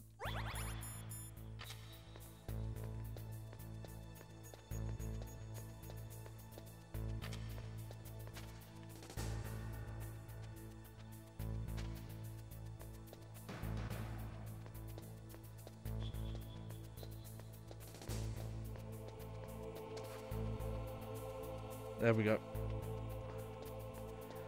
But yeah, Snake has a bit of like momentum to him that I kind of forgot about. So yeah, we'll use the box here. There we go. There's also a route down the middle. Yeah. Oh, Aaron says, to be fair, not something you could do, so maybe. Yeah, well, I do have alternative places that I need to update more often. I do have a blue sky, but I only put my like going live tweets on there.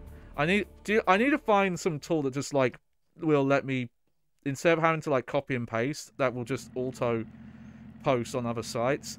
I've also set up a co-host, but I haven't made any posts on there. But I'm thinking of doing something special with that, because that's like more of a blog site, and I want to put like special, like more in-depth, longer posts.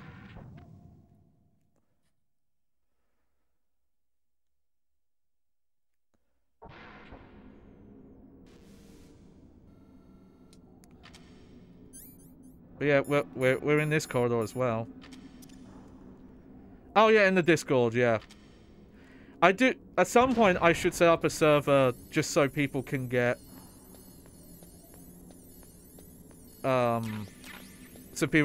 stream announcements that way. If there's enough of demand for it, I'll try and get that set up.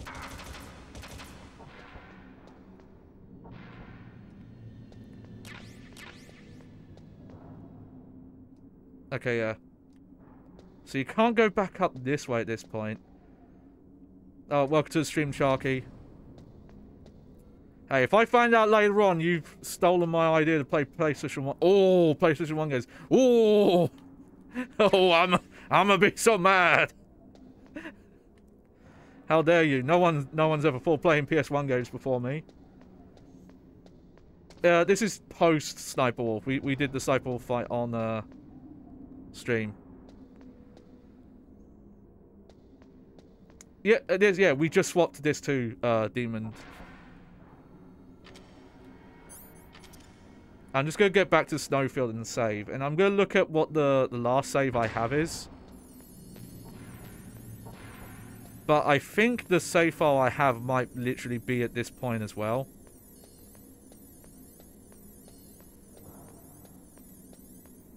But hey, I don't mind updating this save file from like... No, the hind fight you do before the Snowfield.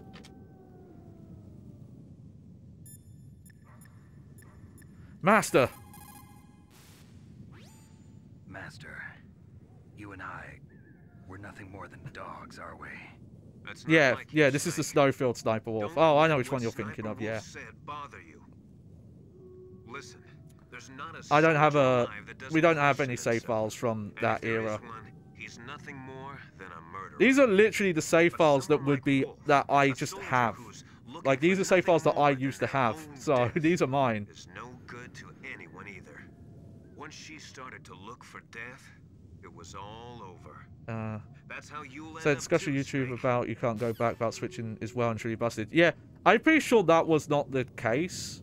Because I was pretty sure that most of the disc content was the voice work.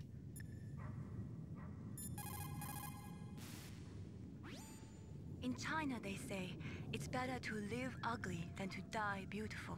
I think it's true. Words to stand by. Once you're dead, you'll never have another chance to be happy. I can't understand people who want to die before their time. Please, Nick, promise me that you'll come back alive. Those are true words to live by. We support that message on the Johnny Baghead streams. Oh yeah, it was this one. Snowfield.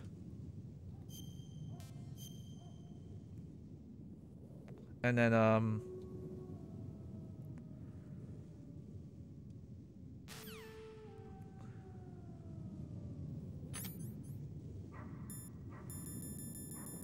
okay, now this game does not have a quick reset.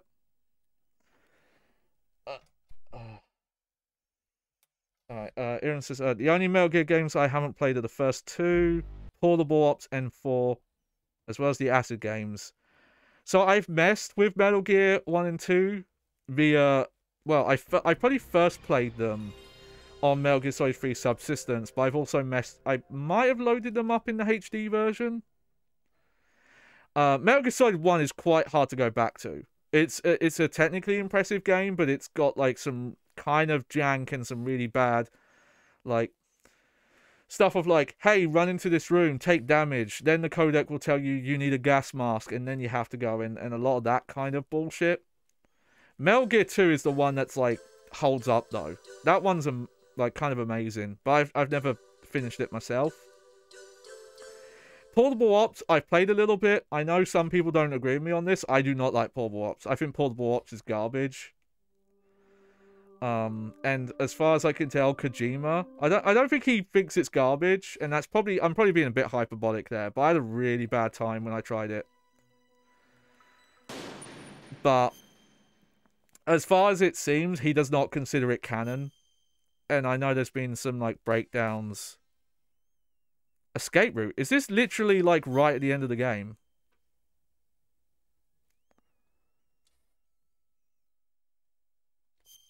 Metal Gear 1 loves bottomless pits? Yes. Yes, that's true as well. There's a lot of just, like, yeah, if you just weren't careful, you just couldn't instantly die and a lot of bullshit like that. Yeah, this is literally the final part of the game. So we might as well just do this and watch the ending. Liquid still stands strong in front of Snake, who successfully destroyed Metal Gear. Liquid, with all the resentment, challenges Snake for a final battle on top of Metal Gear. After winning the battle, Snake finally rescues Meryl. Before, there's a stutter there for some reason, they have a chance to enjoy the moment. The US Air Force raid starts shaking the base. Otacon deactivated security along the escape route. Snake and Meryl use the escape route to attempt to flee from the collapsed underground base. This was not planned at all. I have save files that are like at a lot of key moments in the game. We don't have the torture scene. We don't have the Metal Gear fight or the Liquid fight. But this is literally the end of the game. That's really funny. Oh yeah, I have to reactivate the analog again. But I don't like how Paula Watts controls and plays. And yeah, Peace Walker seems to consider it non-canon as well. Damn, no keys. All right, keys.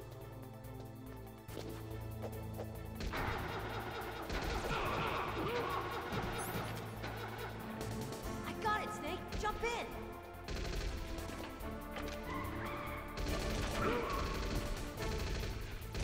Fire that machine gun with your weapon button. Shoot him, Snake. Snake, hold on. Yeah. I can't stress enough how. Yeah. Wait. What was the reason? So, Aaron, what I'm literally doing is I'm just going through the save files that I still have from back in the day that are on memory cards, and I had 3 Metal Gear saves. I had one at the communications tower where you first run into the hind and you grapple down. And then I had one right in the snowfield right before the second sniper fight, and this is the 3rd save file that I have. Oh yeah, you can actually shoot first person in this mode. I forgot about that. But yeah, like seeing an action game like this. Here they come. We'll never make it. Snake, clear a path. Like have set pieces like Okay, this. Snake, let's go. Oh yeah, the first person mode. I don't know if I've ever unlocked that in the original. I forget how you get that. We're not out of the woods Or is yet. it? Actually, no, I'm thinking of a different game. I don't think you can play this game in first person all the way We'll through. never make it. Snake, clear a path.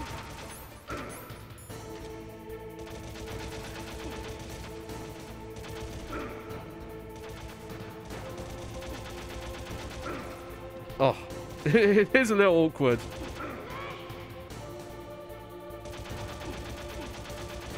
There we go. You did it, Snake. Yeah, Twin Snakes can. You can do all the first person aiming, which infamously breaks most of the combat encounters. Not yet, Snake. Oh, not yet, Snake! It's not over yet. It's not over yet! Liquid.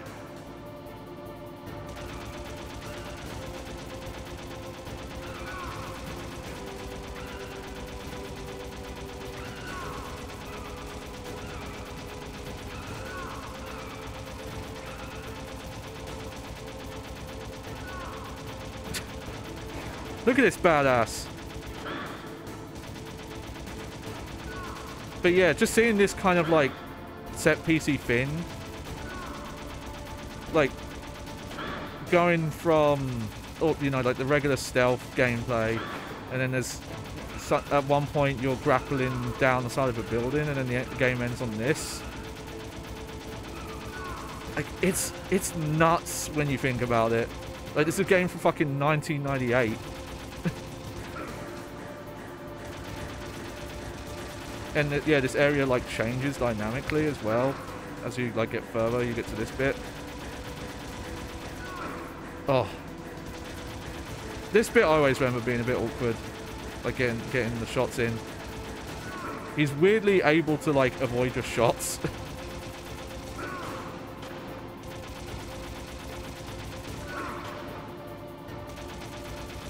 Yeah, like. Oh. I'm still being hit though. Oh, the rumble's going. Yeah, the shirtless fight. Video games need more shirtless fights. Just in general. Is that a hot take? Is that even a take? I don't know. The shirtless fight being really hard. Yeah, it is hard.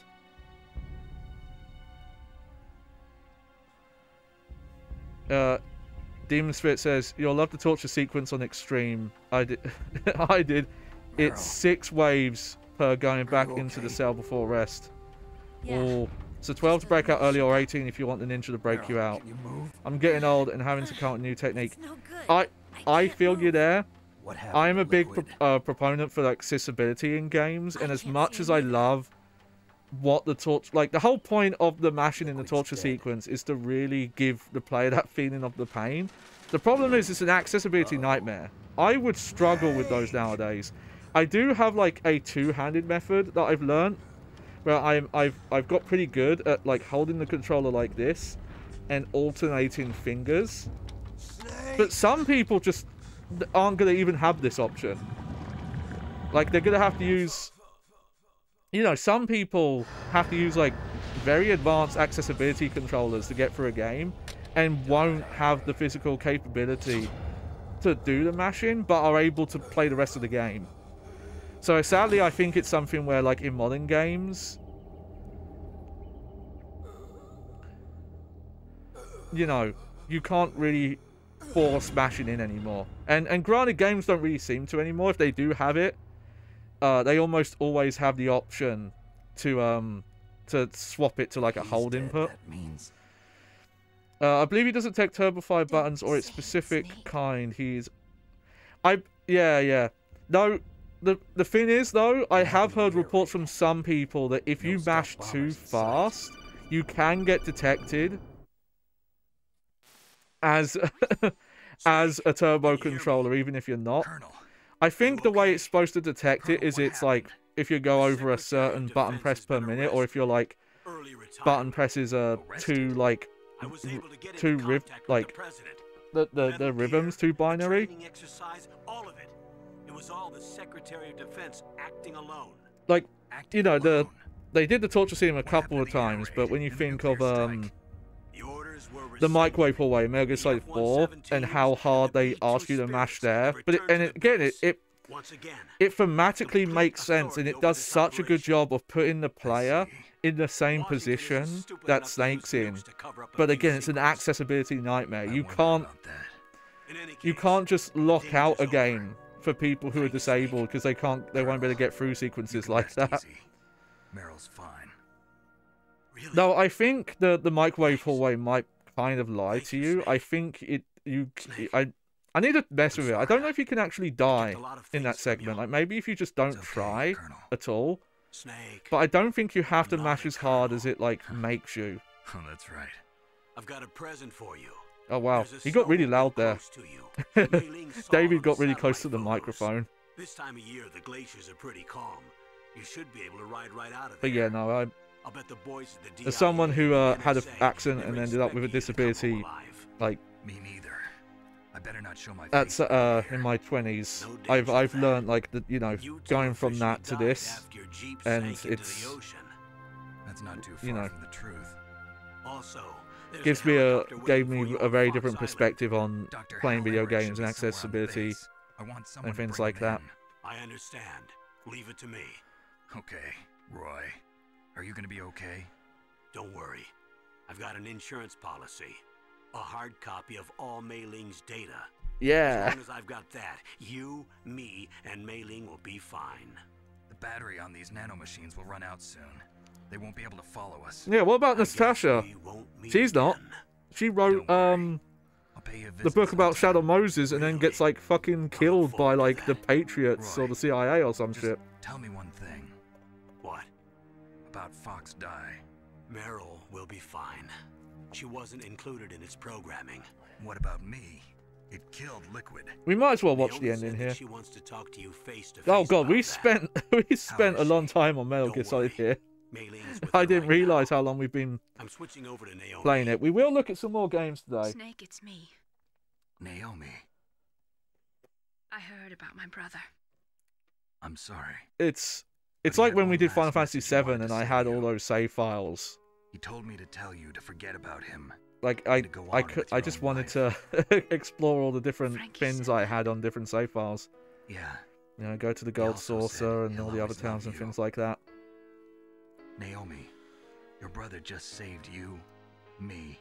Again, if you don't know what's going on here, this stuff won't make sense. Strengthen his body. And hey, it's still, if you've never played Metal Gear Solid to this day, it's still worth going back to. Found some peace. Like, it won't control like a modern game, but I don't mean it. But I don't think that counts as controlling bad, as some people will say, or dated, which doesn't mean much. Dated is like such a subjective, like, undefinable idea. Like, when do people decide if this thing is dated?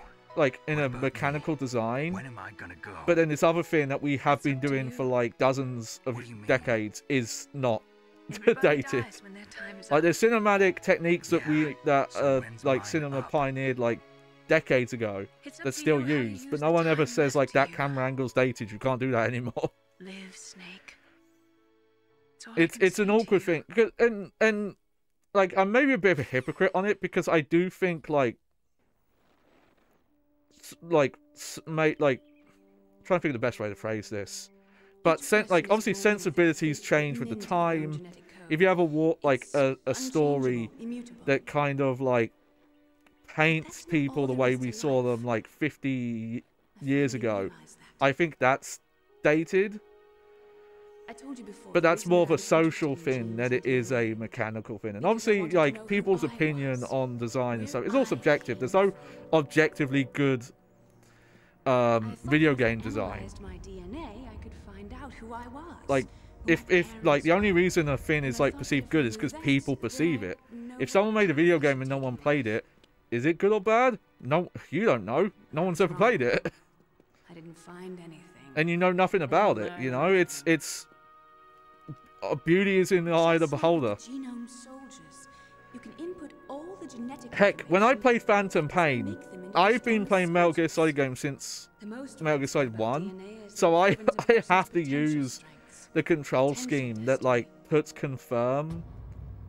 It put like crouch on X, and like I had to use the mapping that makes it closer to, like, Metal Gear Solid 4. Humans can choose the type of life they want to live. Oh, Doomswitch says there's a bit after electricity stops where you can get more health back. I think if they ever remastered this properly, they could add an option to extend that time for people on explicit options. And then live.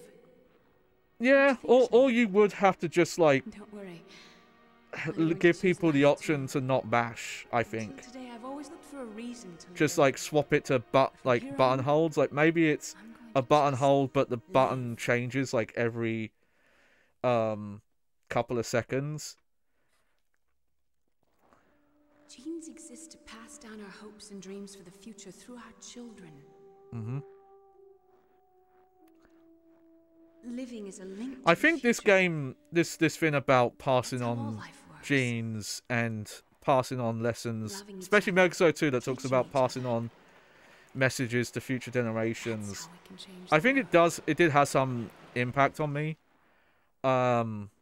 I might not feel this way forever, but I relate to Solid Snake, in the way that I don't seem to have any like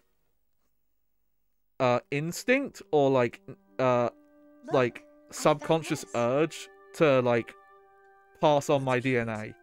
That technically is supposed to be in all humans, like on an instinctual level, like survival of the species.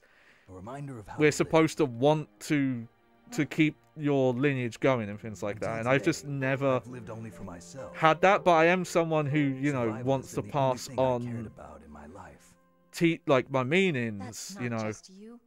That's how everyone like it's, I forget the whole thing. I think it's like Kojima said the whole thing is like there's the Metal Gear Solid 1 is about the genes, and then Metal Gear Solid 2 is about meme, and I mean meme is in the literal definition, not the internet slang, and then I forget which one is scene. I live for someone else.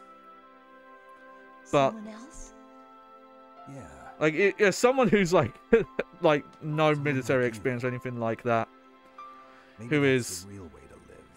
not hopefully not a hot take, anti-war. War's not a good thing. Hopefully one day people won't start wars anymore. Wouldn't that be nicer? So, where to, Snake? Wouldn't need people like Snake anymore. My name's David. Okay. So by the way, Dave? if anyone ever tells you that the reason he's named David is because he's voiced by David Hayter, no, it's a 2001 Space Odyssey reference. We'll find it. Because he's Dave, and then Otacon's name is Hal.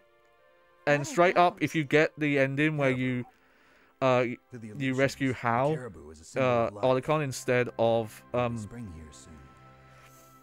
Meryl here, they straight up comment on it. They make the joke about Dave and Hal. Here, I'll read you a comment here on Bitabo. Agree with that. I want the opinion of a game you should trust is the one you try from you gain from trying it. But also take a look at it, what it's like. If it has a demo, that's great. It's fantastic. If you need to play it by other means, go ahead. Just to kind of enjoy it. Find yourself a real co-op player. Yeah. No, yeah. Well, that's why I love being able to do the PlayStation 1 grab bags, of being able to show these games on their hardware.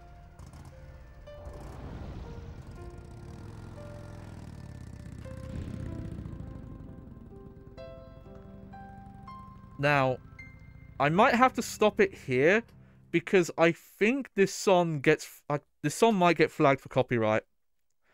In the 1980s, there were more than 60,000 nuclear warheads in the world at all times. The total destructive power amounted to 1 million times out of Hiroshima. At the start of 1993, START 2 was signed, and the United States and Russia agreed to reduce the number of deployed strategic warheads from... Yep. However, as of 1998, there still exists 26,000 nuclear warheads. I would be curious what that number is now. I have a feeling it's probably bigger. And we probably don't know how big, considering some countries just aren't in those programs and they aren't willing to, like, say how much it got. It's a shame, it's a shame. I think this song might hit copyright because it's amazing. Oh, there we go, we got the real credits now. Though some people are still under pseudonyms here. I don't know why Paul Iden is under Paul Otis. And David Hayter, he's credited here as David Hayter, but in the opening he's not. They use a different name for some of them. And I don't think Jennifer Hell was... I have to go back, I wasn't reading. These credits scroll like kind of fast. Oh, I remember hearing this song caused copyright because some Russian trolls claim the song stole something. Oh, no. I think you're misremembering the main Metal Gear theme that was made by Tappy for this game. The... It straight up is a plagiarism of a Russian symphony song from the 70s. It is the same melody, it just has a slightly different cadence. Like, where there's longer notes in the original, they're shortened or they're made longer. It's kind of just like the same notes but in a different rhythm, but it's very obvious. The reason why, no, this song is by a different composer. I forget her name, but she did the end credits song for Symphony of the Night. And if you've played a couple of the different re-releases of Symphony of the Night, it doesn't have...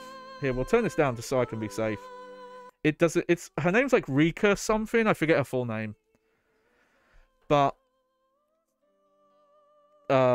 if you've played like the Xbox 360 version, or I think the Symphony of the Night Rondo of Blood collection on PS4, I think have different end credit songs because the like Konami doesn't want to relicense, and I guess the composer was able to get away like with Konami not owning it, which is weird because she collaborated with Konami a lot. But yeah, the best is yet to come. It's a great song. I don't hear people talk about it a lot. I think people mostly talk about like the main theme. But it's one of my favorite Metal Gear songs. There's a time period where I never had an iPod. I used to use my PSP as my music player. Funny enough, it actually was really good for that. Because you could like transfer songs over via like a USB cable, and it had the like hold button, so you could have it in your pocket and it wouldn't accidentally skip songs and stuff. This was one of the songs I always had on there. I used it a lot when I was like going to work and stuff like that. Oh yeah, see, it is still Chris Zimmerman doing the voice direction on this. I think it's Chris Zimmerman who did the voice direction on the Twin Snakes, but maybe I'm wrong. But yeah, no, still an amazing game. Obviously, if you don't play the PAL version unless you really have no other choice. I think the only benefit to the PAL version is I think it might have options for other voice languages. Also, let me see if I can show it quick. Oh no, probably not because my green screen. We'll have to do it on the hand cam. There's the the codec call on the back of the CD case. Oh, the cool Merrill. It's always funny when re-releases have to like find workarounds for that because there it is. There it is. Rika Muranaka. Yeah, I think oh yeah, those are some Irish names there, Stinard. But yeah. Oh, there's a remix version somewhere. But yeah, I think this song is technically licensed. I don't think Konami owns it.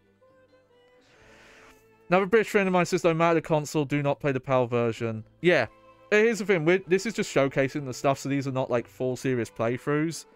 I do need to get a PlayStation 1 soft modded so that I can run NTSC and NTSC-J discs and backups. If I can do it, I have a PlayStation 1. Not the original PlayStation, the smaller version they made near the end of the generation. That's the one I would like to get modded. I have two like grey PlayStations, and then I have the white PlayStation 1. And that's the one I would love to have like the SD card drive replacement. And also I'd love to get the official monitor, but they cost a lot. You can get the attachment that puts an LCD screen on the back of the console. Oh, there we go. We can to be ruled by your genes. Humans can choose the type of life they want to live. The important thing is that you choose life. And then live. It's a nice message.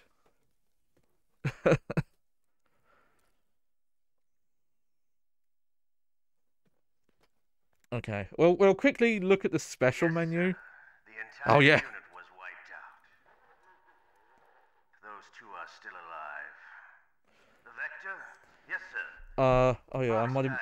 Iram says I'm modding my Wii U to play GameCube games on real hardware still since my GameCube broke. One of the perks are to play European, Japanese exclusive on real hardware. Yeah, yeah.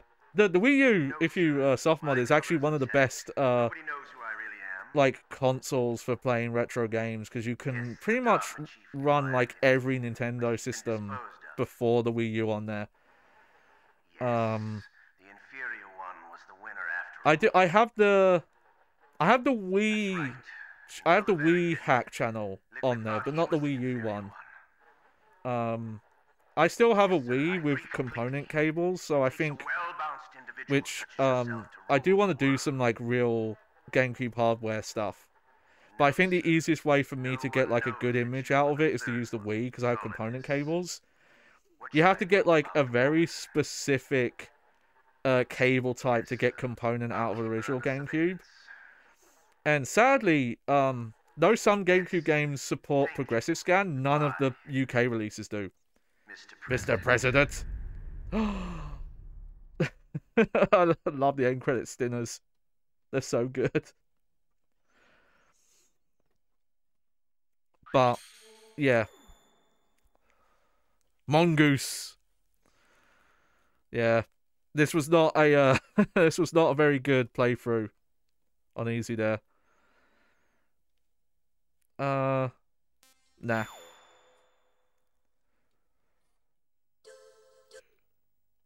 Alright, let me quickly look in the special. Oh yeah. These is where you can. I remember this is where I first learnt about the prequel stuff.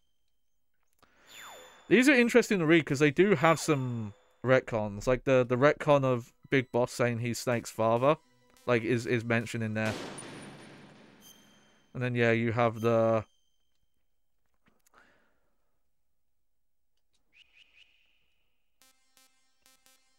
these little training modes. We're not going to go through all of them. I just want to go into one so we can hear the music.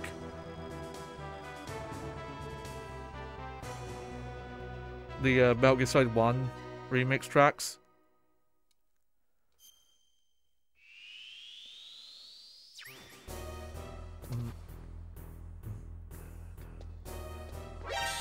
Oh no! I was too slow. Yep. Theme of Tara.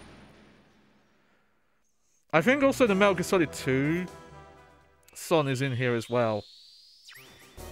But I forget what stages that plays on.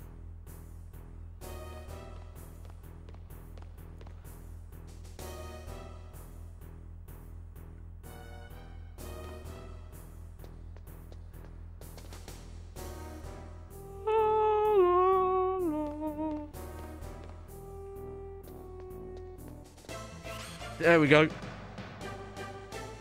Impressive, Snake. But yeah, there's a couple of those. I don't have it, sadly. I always wanted the weird VR missions disc they did that has all the weird extras on it. I think this might be where we can hear the Metal Gear Solid 2 music. I forget.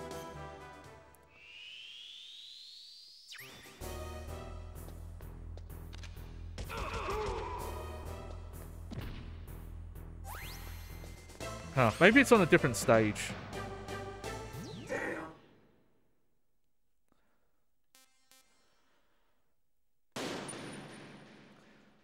Oh wow, 5 seconds.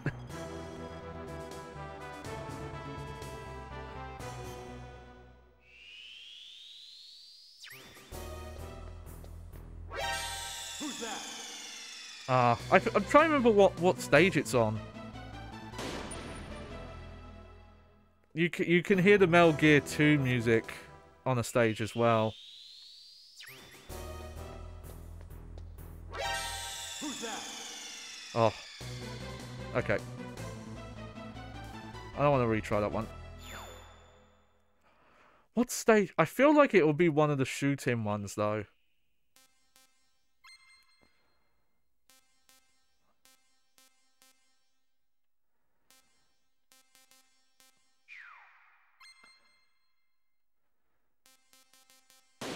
Let's quickly look at stage 10 here.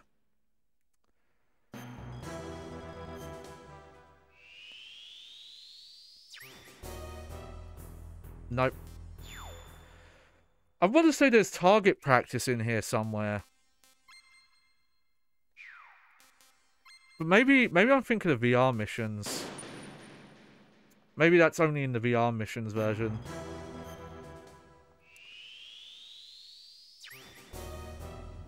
Yeah, maybe it's not in this version.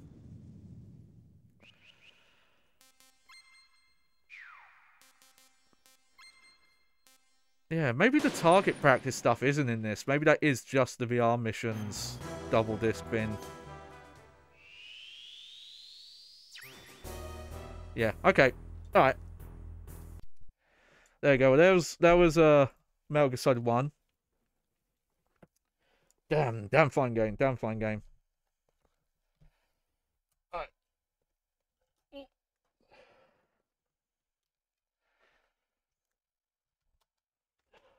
Another game in the bag now.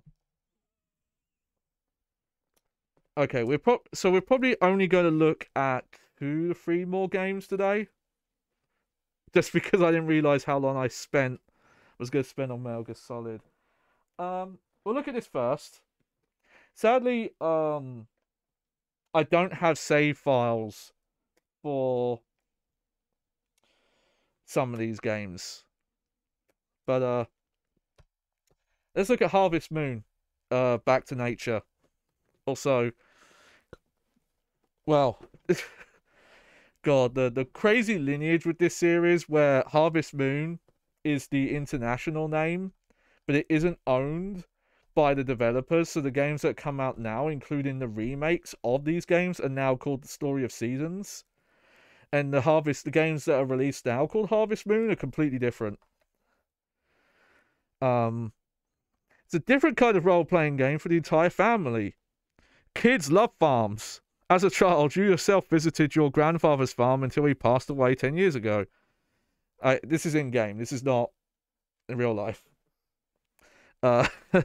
Today, returning to the farm that holds such fond childhood memories, you decide to rejuvenate its long-neglected fields and re-establish your grandfather's tenure.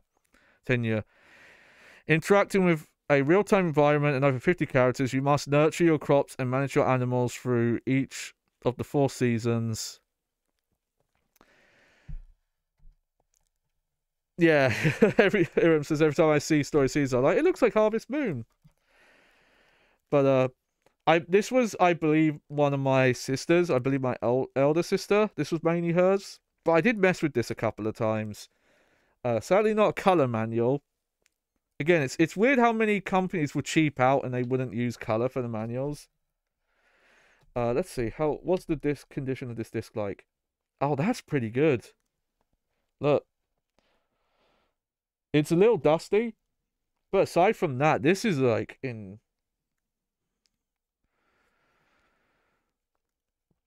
Yeah, it's just got some like dust that I guess has been on the disc for like a long time. But one of the things I remember about this game is that I shouldn't have done this, and we'll see it when we go into it.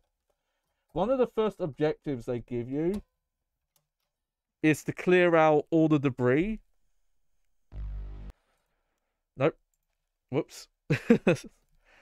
Clear out all the debris that's in the field. But you don't need to do that.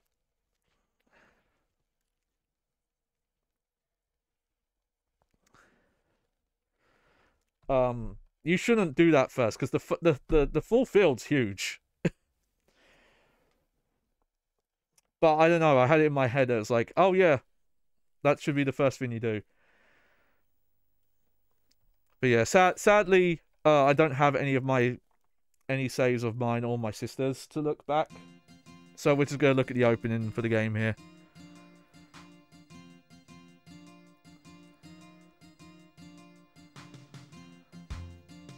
How weird, 2001 copyright on this. Way into the... Well, I say way into the PS2, but the UK would have got it later. Oh, English or German? Welcome to Mineral Town. I'm Mayor Thomas. I'm going to ask you a number of questions, so please answer them. What is your name? Oh, my name. is Johnny. This is not. We're not going to fit the full thing in, so nope. I'm not Johnny Barr. Oh,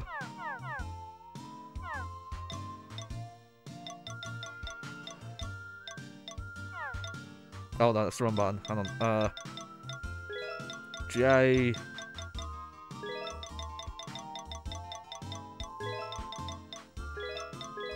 Bags.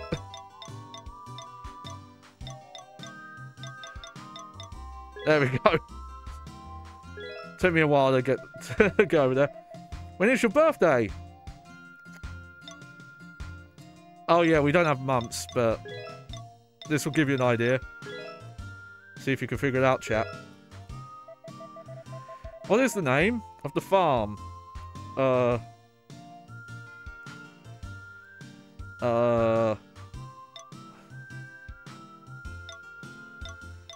go with Sack. I think this will fit.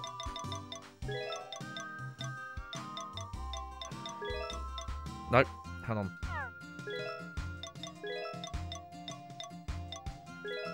Nope. Oh. Okay, we'll go with Sack. I was going to call it Sackfields, but that won't fit. So we'll go with Sackton Farm.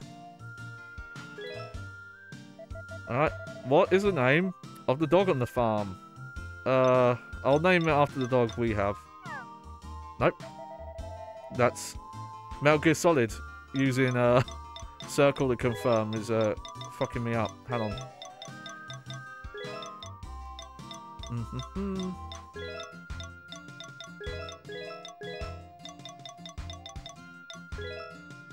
I could not tell you which Harvest Moon / Story of Seasons game is considered the best, because this is probably the only one I've ever actually played.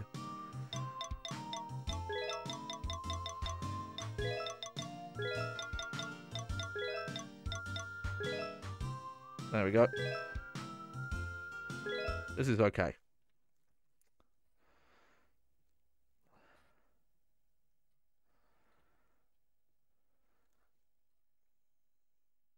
Oh, Johnny Buck. Sheep, yeah. Oh, there's a sheep.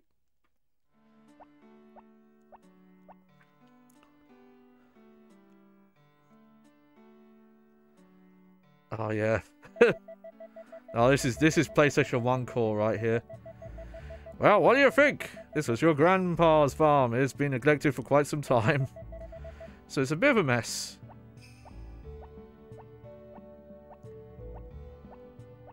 But yeah, the idea that the first thing you should do is completely clear out the field is dumb. You should not do that.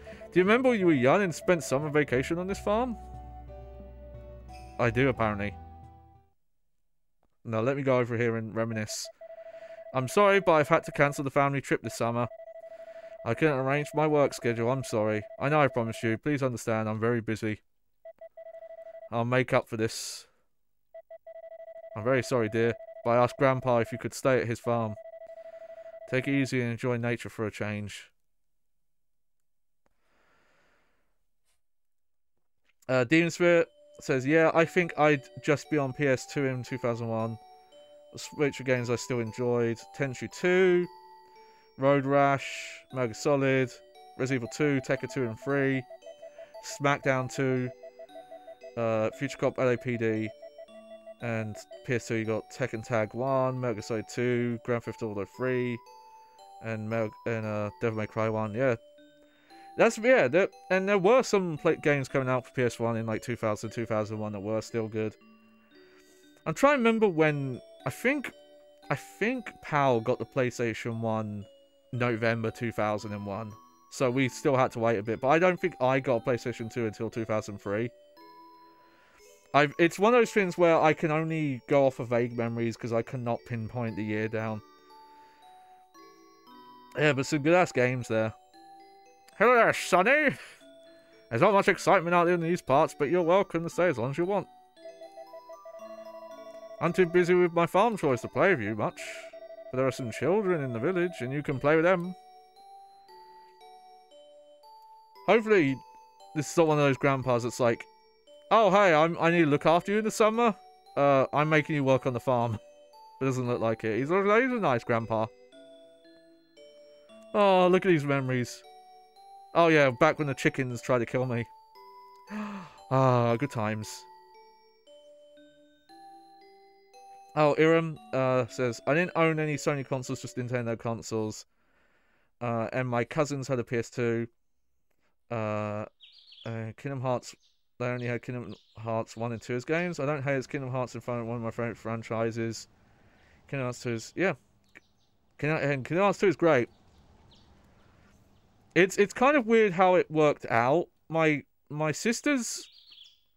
My eldest sister was mainly Nintendo. But they also would share, like, PlayStation stuff. My second eldest sister, she would mostly be playing PlayStation stuff, but... I think my eldest sister started out on GameCube, but then moved over to PlayStation 2.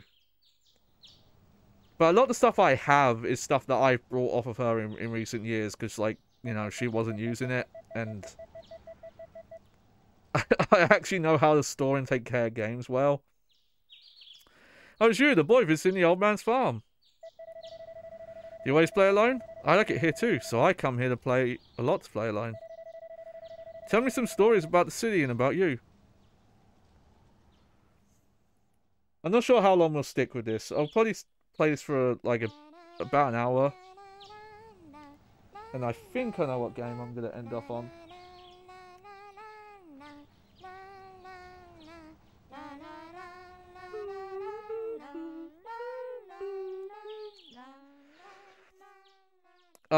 Aaron says, yeah, thankfully a lot of PS2 games I wanted either had GameCube ports or get re-releases as Steam ports. Yeah. Again, so still there are games stuck on these systems that are still just stuck on these systems. It's sad. So how was it? Did you have fun? When you go home, tell your mum and dad that I enjoyed it too. Oh, are you leaving? That makes you feel lonely. You'll come back again someday, right? Remember, you promised. No, I didn't. I didn't nod. You can't prove that. It's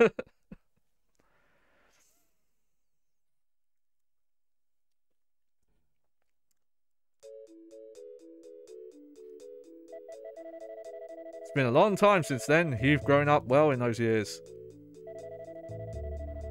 So I talked this over with the people in the village.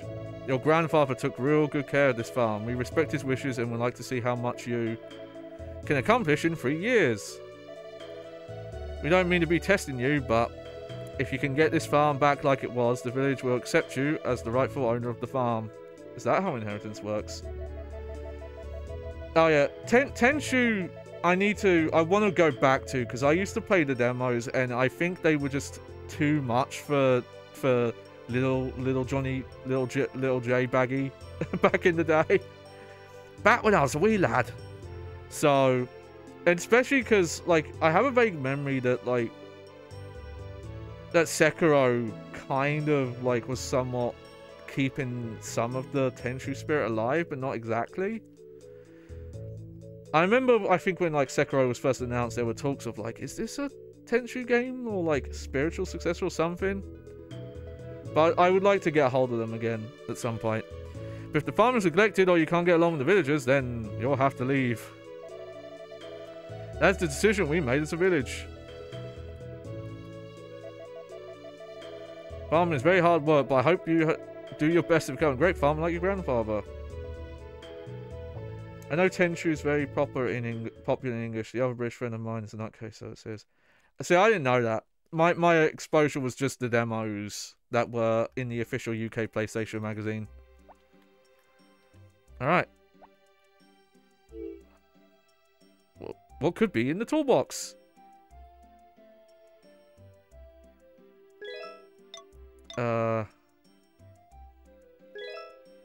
So what we got here? Use to cut grass and weeds. Don't turn it on the animals. Yeah, so we'll need that.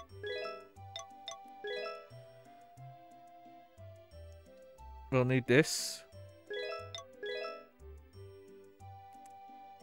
Okay, we won't need this immediately, but we'll need this.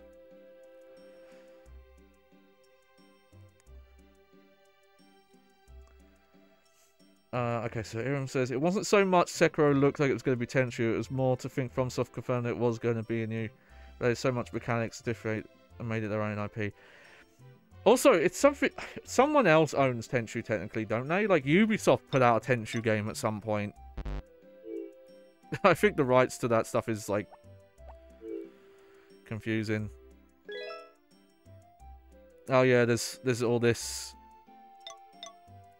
like the real-time clock, like the events in the calendar and all this.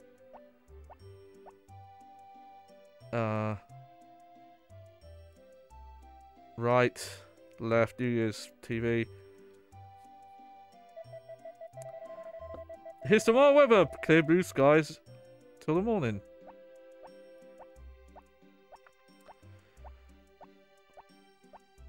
I do love this art style. It's very nostalgic. This hybrid of like the 3D and the sprite-based stuff. Good morning, J-Bags. I came to show you around the village if you like. Yeah. Well then, let's go. Yeah, oh. So, yeah, Activision might have, Tenchu now. Because they got it from Acquire. Oh, interesting. And now fucking Microsoft has it. Because that crazy shit happened. That way leads you to the poultry farm in the Yodel Ranch. You can buy chickens and other animals at those places. Do you know what's funny? In my head, I remember this being a top-down game, not an isometric game. This is the blacksmith shop. You can buy tools for your farm here. The blacksmith can also improve tools for you. I do remember that. It'll be interesting to see what I remember. Is the orchard? They're short on help at harvest time, so lend a hand if you can.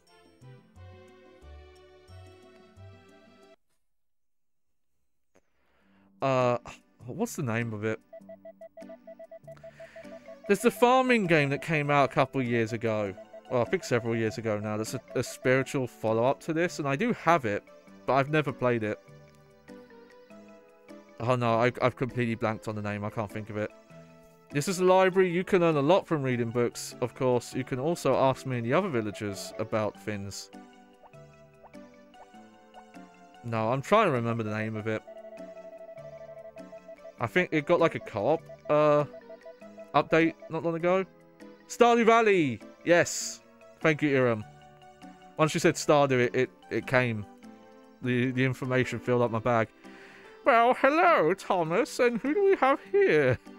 Is this the young man you said would be running the Sackton farm? Yes, Ellen. His name is J-Bags. Let me introduce you to Ellen. She used to be a midwife, and granddaughter is now working at the clinic. Let's show you my house, which is right next door. Goodbye, Thomas. It was nice to meet you too, J-Bags. It's my house. I live with my son, the policeman. Please come visit us anytime. Yo, fuck the police. I just bit my cheek. How does a baghead do that, you wonder? I don't know, but it fucking sucks. It's a supermarket. You can buy all sorts of things here, even seeds for your farm.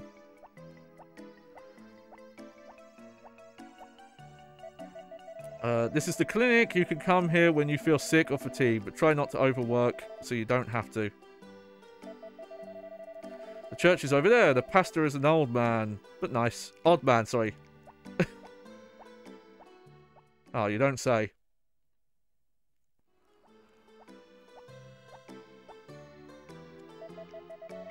This is the inn.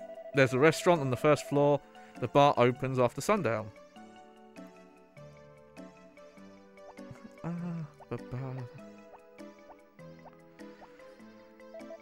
It says one Tenchu in Metal Gear Solid. It sounds like genuinely self games as a whole is popular over there in England.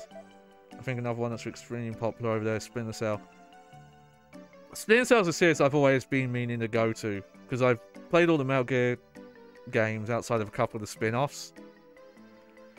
But I've never touched Splinter Cell. And I do have a couple of them. I gotta get my original Xbox fixed though. Though I think a couple of them I can play on Xbox One. But I'd have to look up the list. This is the square. Most of our festivals are held here. If you go straight, you'll reach the beach. The left path leads you back to the church, and the right runs in front of Yodel Ranch.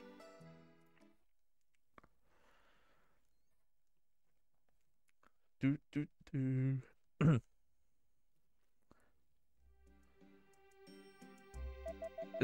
knew this was going to be a slower paced one, but walk around and see what else is here. Just press the select button to view the village map. Press the start button when you're on your farm. You can get a bird's eye view of the whole farm. Oh, okay, that's why I remember that. Oh yes, the woodcutter Gotts lives up in the mountain, so he's the guy to ask about that area. Oh, I have to go now. Good luck.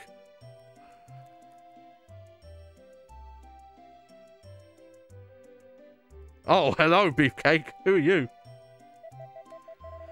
I'm the buyer, Zach. Nice to meet you. As a farmer, there's just one thing you need to remember. There's a bin on the farm, and that's where you place the produce you want to sell. I'll drop by every evening at 5 o'clock to see if there's anything to pick up and pay you on the spot.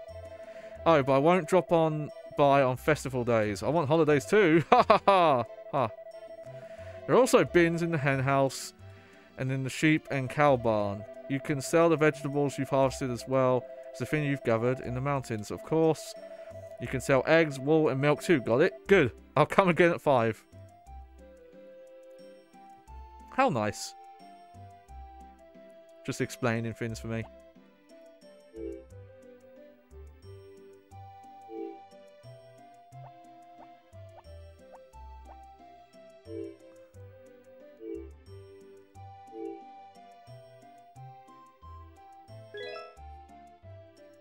There we go. But it's weird that I remember the gameplay looking like this. I don't know why. There must have been another Harvest Moon I had played.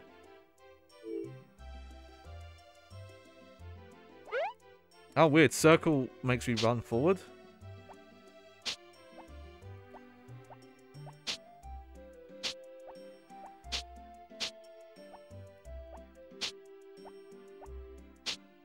Okay, there's definitely another Harvest Moon game that I'm thinking of. Oh, we like that. Because there's one that I remember where a girl comes along and she asks like, oh, do you like dogs or cats? And depending on what you answer, you get like a dog or a cat on the farm. I do have a GameCube, one of the GameCube ones.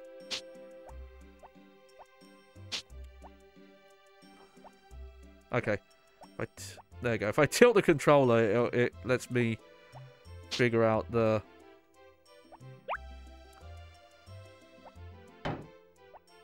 Yeah, I remember that sound. Dunk.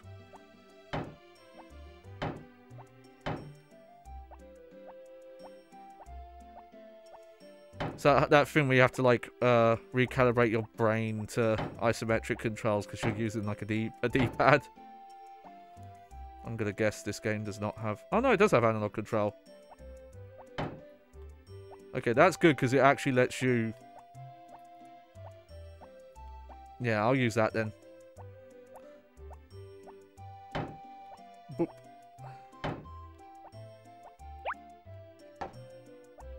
Donk. It's a bit weird I can only hold a couple of the tools right now. So yeah, we'll clear out this patch here. Yeah, we can't break the bigger rocks yet.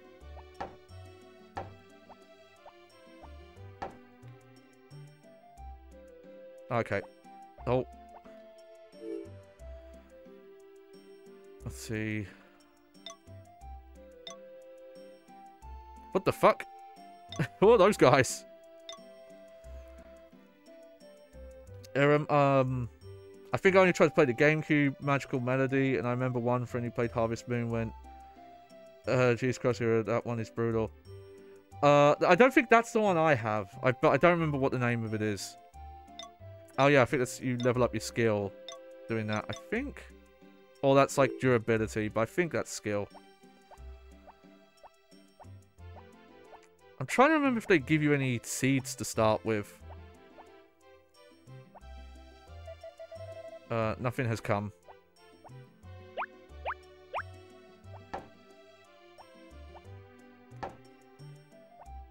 Oh, the fairies. Those are fairies, are they? Okay.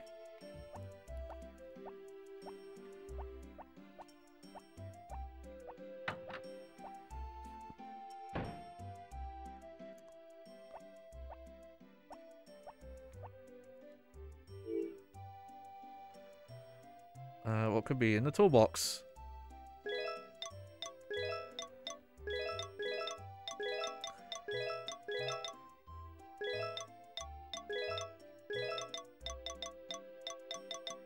Got 8 pages here.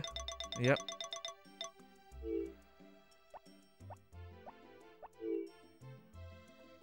How to operate. This is a weird way of doing it. Okay. Configuration, yep.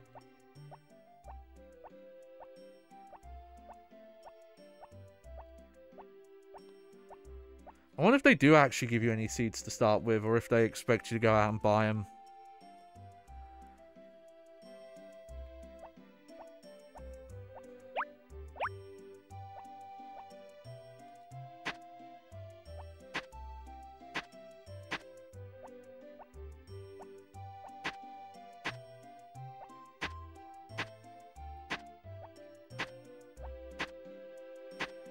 How many we got here? 1, 2, 3, 4, 5, 6, 7, 8, 9, 10. I'll do that. Just checked out when the PS2 came out. Tekken 1 I thought came out in 1999. Yeah, that's the arcade version. The Japanese release was March, but the EU release was November. Okay, so November 2000. I thought it was 2000 because I had the magazines, but because it's been so long, I kind of thought it was best to check. Funny enough, I think the US launch was also around November. Amount of chicken feed, 0.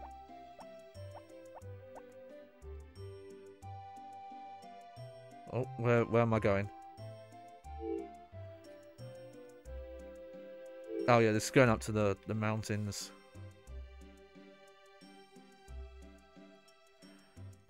But yeah, no, I always forget that the PS2 came out in Japan like quite a bit earlier than the rest.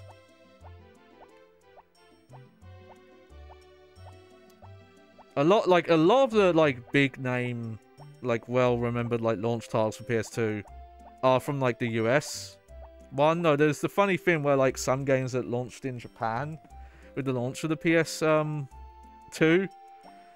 didn't come out in the other regions for like a year or two. In some cases, it's really weird.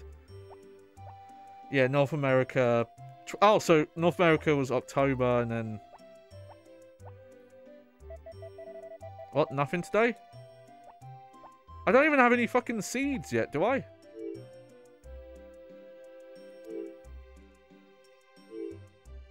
God, you'd think they'd at least give me some seeds to start with.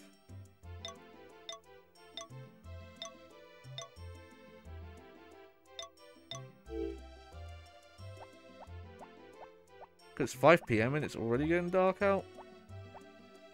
Must be winter.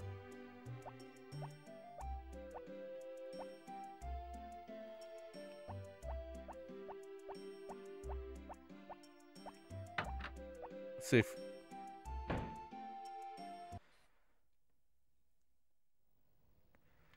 Do I even have money to buy seeds with?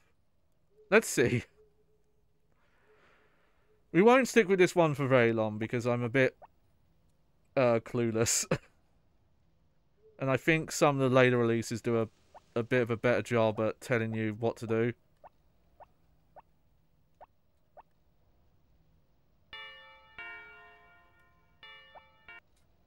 Let's see. Okay, so that's a blacksmith.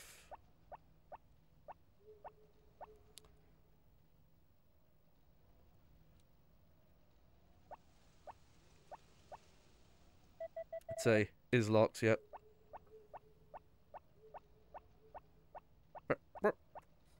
I love the running noise though.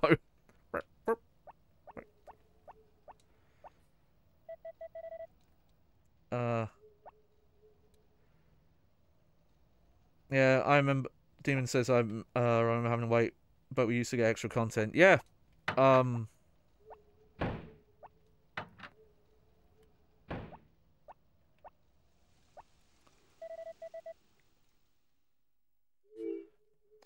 Like, yeah, European Extreme in Metal Gear Solid, or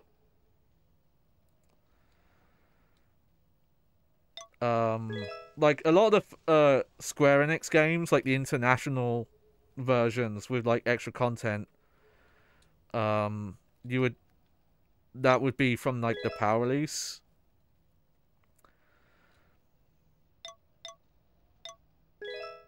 Weird stuff of like the Game Boy Advance Final Fantasy ports are considered the best versions because they have fixes that the the North American releases don't have. Oh, there's the supermarket. Okay.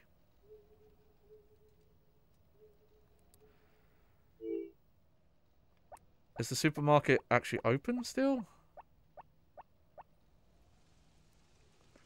I just want to get one thing planted. That's my objective.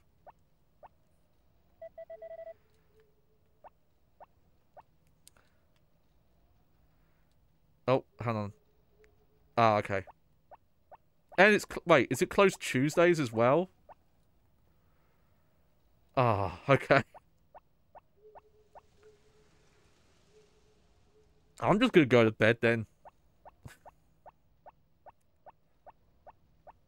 We'll just... Unless I'm missing something. If anyone knows that there's somewhere that I already have seeds and I'm just not realizing it.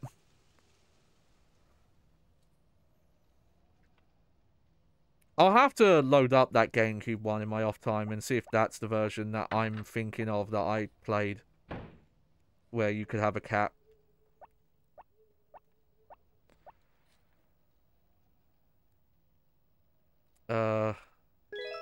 Yeah, I think diary entry is how you save. Let's just go to sleep. Laugh on the farm.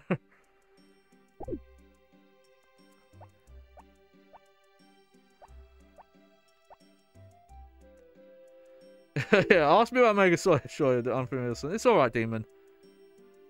Just put it out there for people. Okay.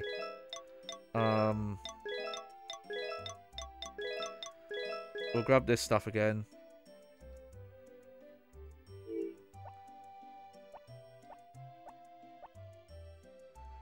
You just think they would like, okay, it's your first time starting out. Here's some seeds. Oh, hello. A suspicious man wearing funny clothes was hanging around the village. He has sunglasses and yellow clothes in a strange bag. Be careful. Okay, I'm wearing blue. I'm okay.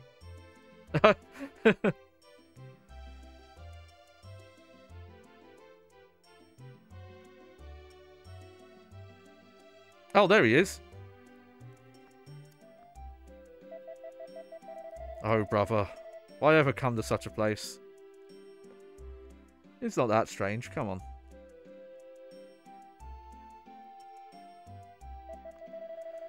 Are you the owner here? I'm so tired of walking in the mountains. May I rest here a while? Hey, I didn't answer, mate. Where are you going?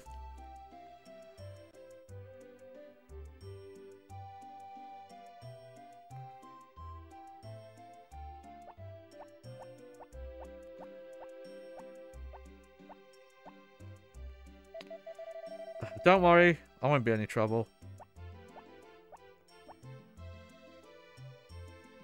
Let's see.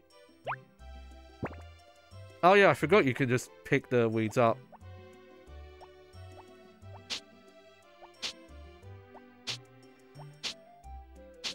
Working on the farm.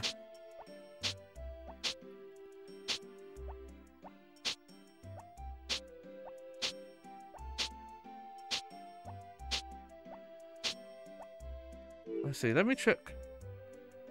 Okay, so we do have money.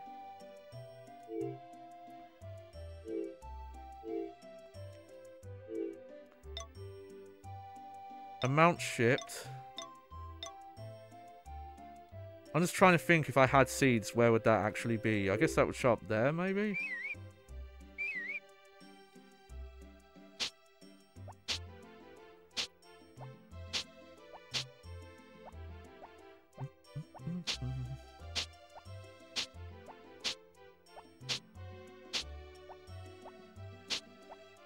Do.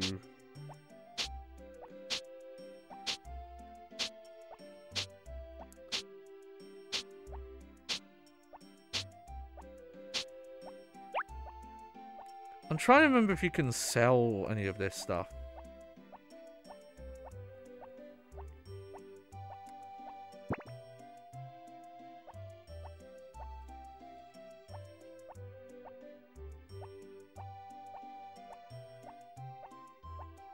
I don't think you can. I had a memory that you could, but maybe not.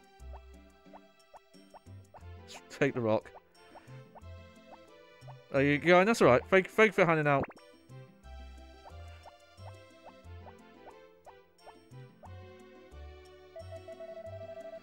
Don't worry, I won't be any trouble. Okay. What's this?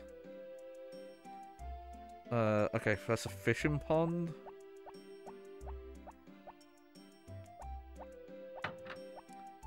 Let's have a bit more of a look around.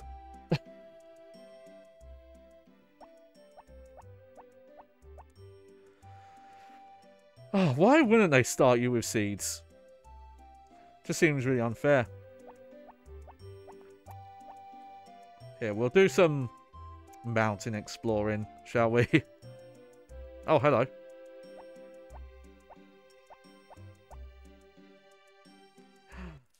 Social activities!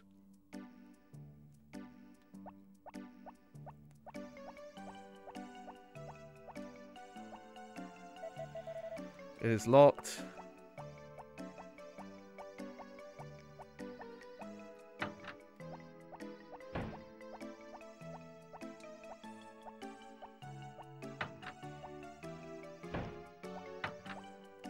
Oh, let's go in.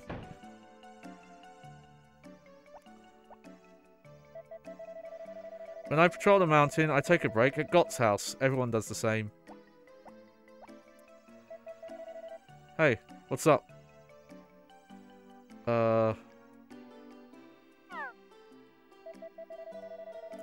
Drop by time. You want anything? Alright. Hang on, I want to talk to this thing over here. Well now, so who are you? My name's Luis. Nice to meet you.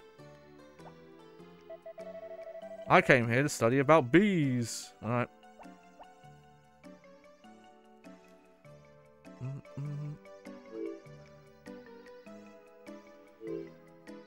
Okay, so this path goes back into town. I don't know who those people were I saw running. They disappeared somehow. I lost sight of them in the loading screens.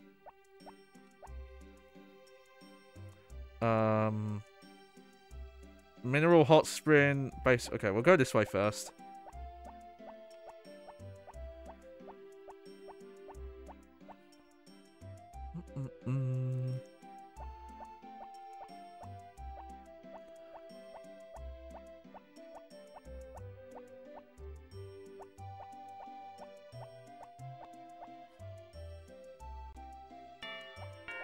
Oh, had to load there.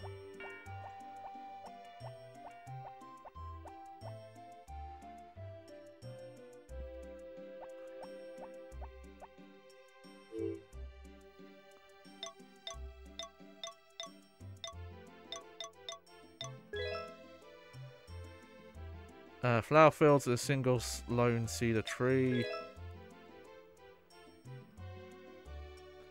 Alright.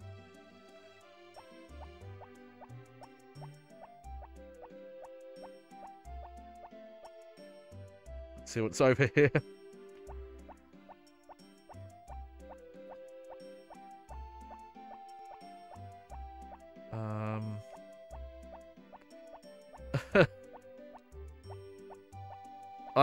It's really obvious that the fucking skybox is like immediately next to the textures here. Okay, I don't think there is anything up here right now. I know that is a big part of these games, is the calendar and the characters having set schedules each day and all that.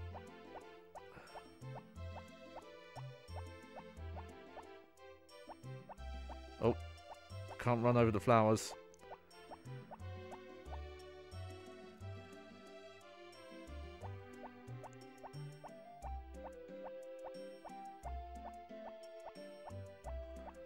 Alright, at least we're booking it.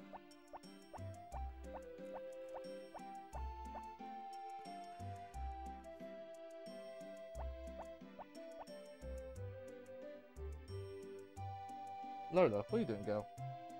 You okay? Talking to my actual dog.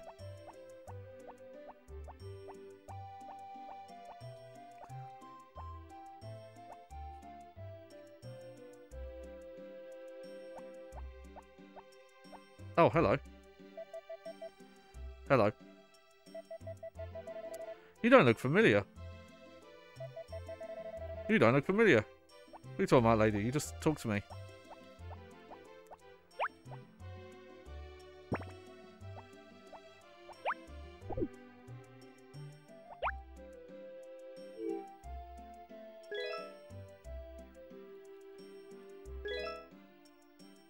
Hang on.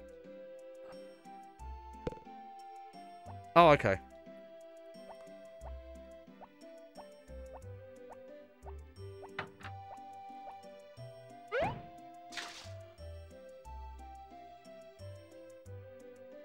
Just having a nice bath. I'm having a bath. Woo! That was a good bath. Okay, so I think if I pick this up... And then how did I get to the rucksack again? Triangle. Weeds. Alright.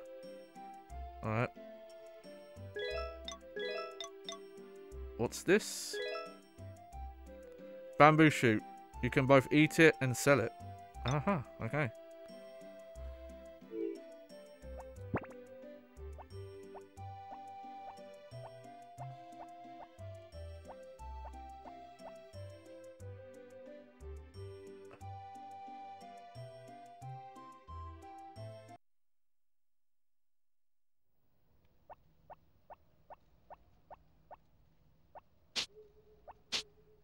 We'll do some weed in here again for a bit.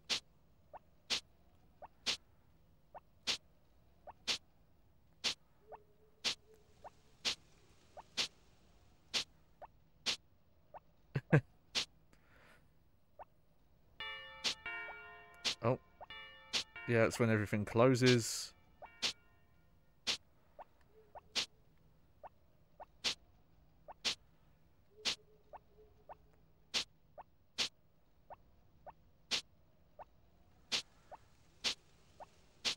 I forgot how big this actual farm plot is.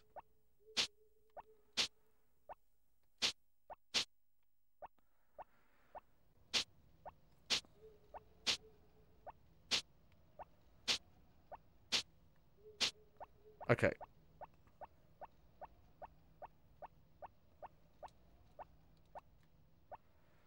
How do I put stuff in the box?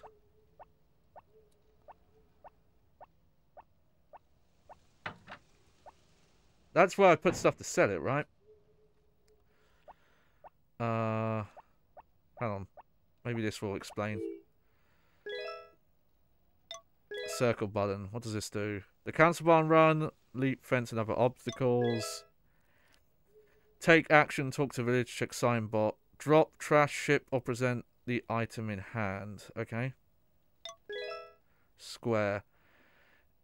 Use the equip tool. Eat food if holding food in hand.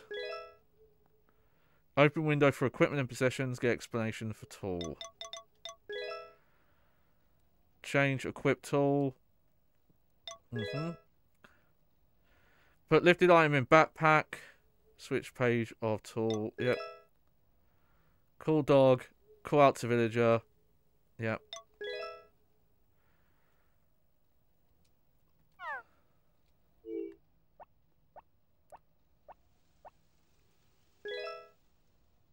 Okay, let's see if we can actually get some seeds here. Hopefully. Let me see, one sec. What's going on?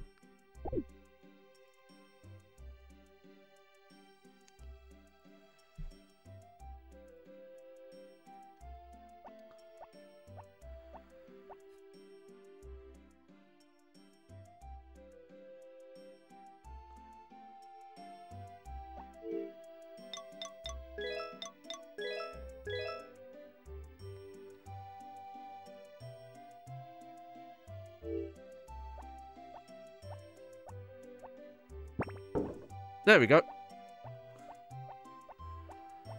Alright, let's go see if we can buy seeds now.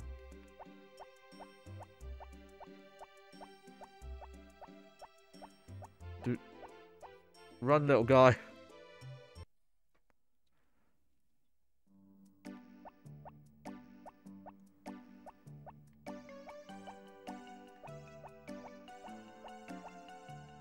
I think it was down here.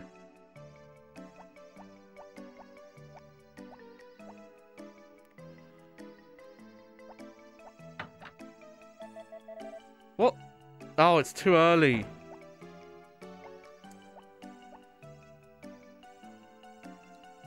Okay, what can we what can we do for 2 hours?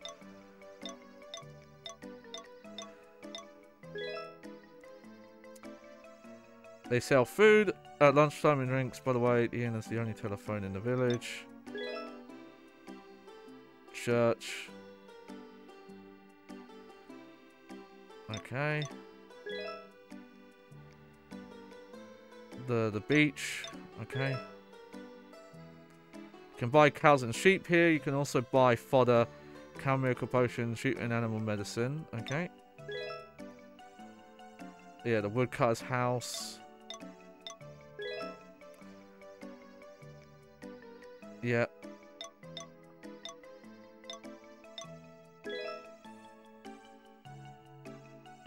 Some juice and wine here.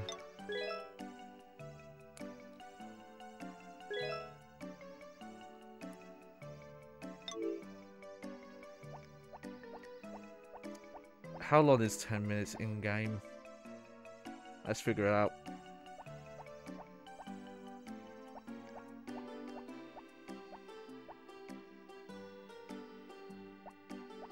That's the library, okay.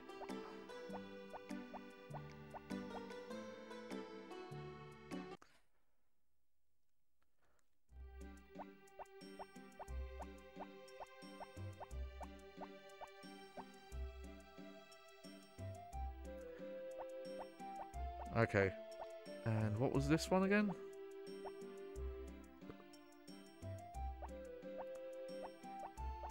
Okay. Well, we still have an hour, so let's just... We'll just farm again.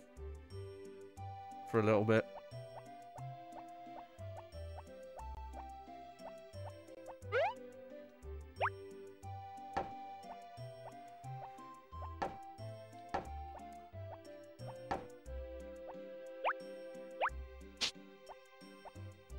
Nothing else but doing it.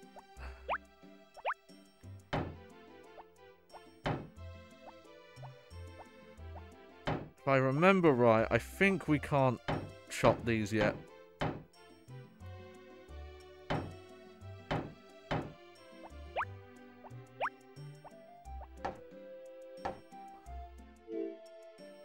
Like if I go into this menu here.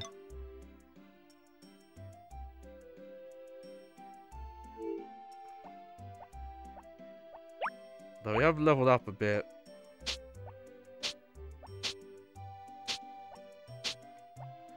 Yeah, I have to remember though, this is from the era of like, okay, we can go to supermarket now, where you did have to read the manuals to get a lot of that explanation.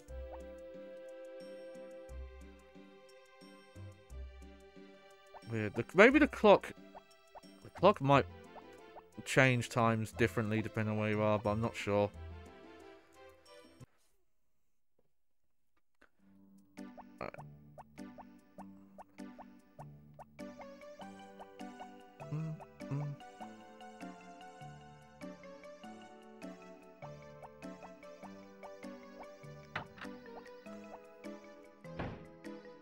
Alright. Those are fruit and vegetable seeds. The seeds we have now are for spring planting, but if you have a hot house, you can grow them anytime. Each bag has 9 seeds. You can eat or sell the fruits and vegetables you harvest. Do you want to buy any seeds?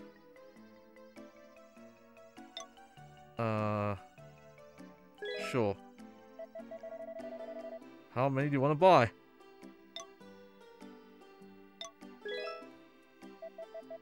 Okay, I'll send it to your farm later.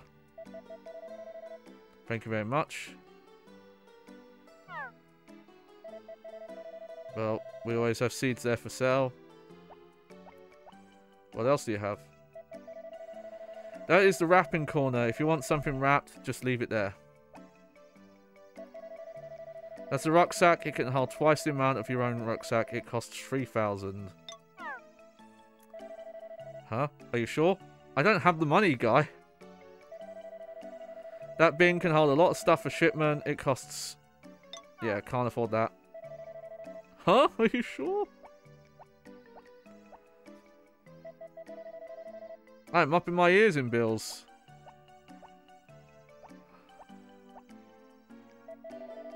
Curry powder is essential if you ever want to make curry. It costs... Sure, I'll buy the curry. Thank you very much.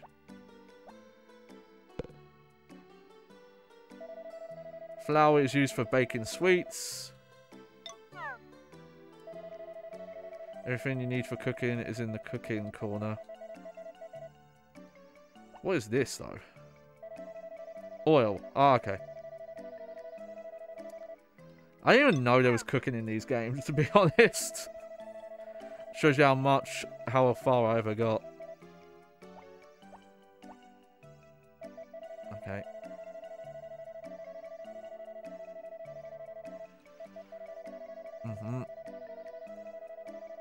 God, I wish I could advance this text faster. I'm having to hold down the button, and even that's not much. Yeah, I want to grow some taters.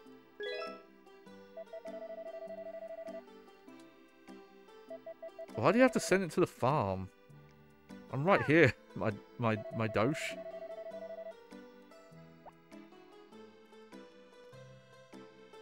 Typical.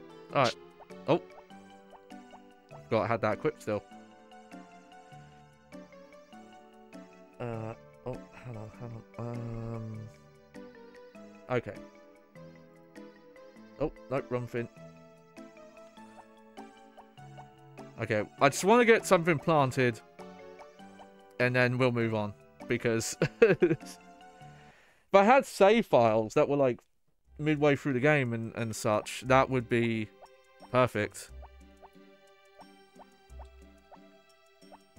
Let me check this place out quick.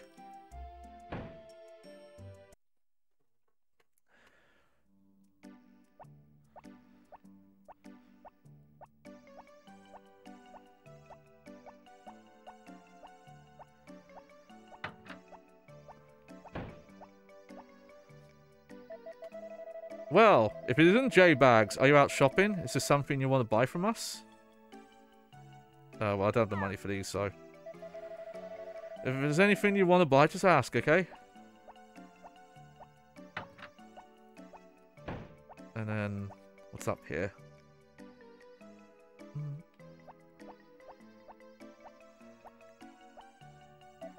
It is locked. It is locked. Okay. Head back to the old farm.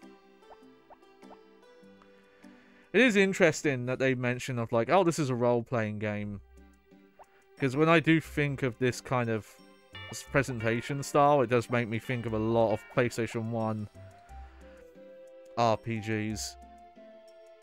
Sadly, Final Fantasy Tactics, the PS1 version, never came out. Here.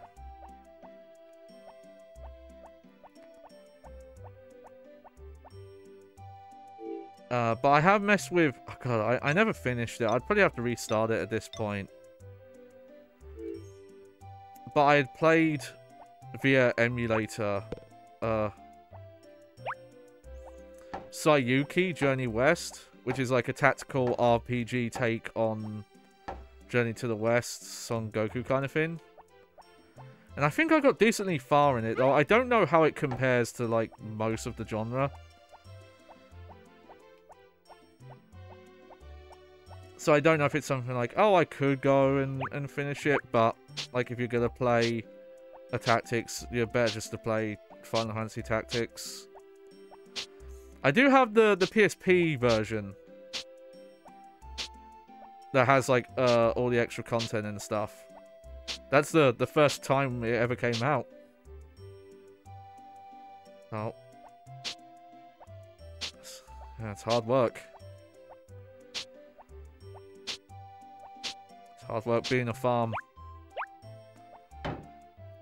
But yeah, it's as weird as it sounds, I think most of my time with this game is doing this. Because I had it in my head of like, oh, well, first you clear the entire farm and then they give you seeds. Okay. I guess that's it for today.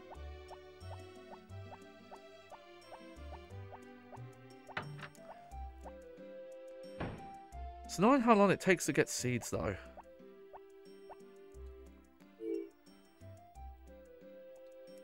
What could be in the toolbox? Oh, there's the seeds.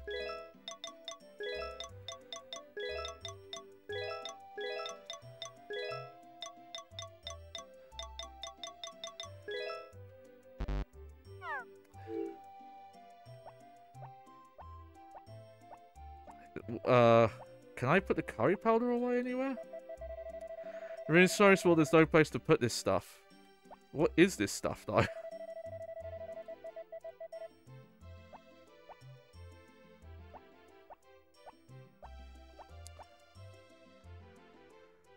Okay, let's see if I can actually do some planting.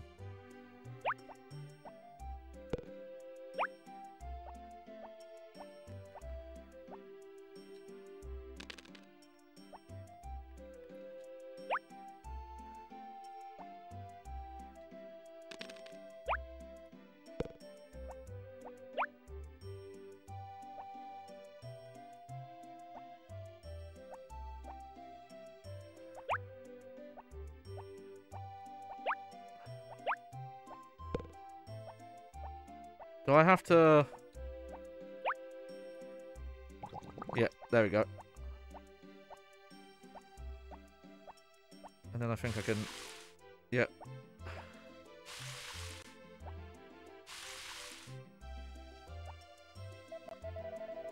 I'll take the produce that's in the bin.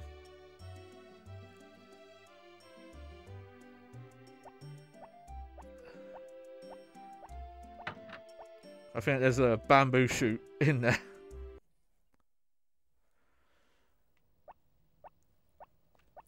Let's watch some TV.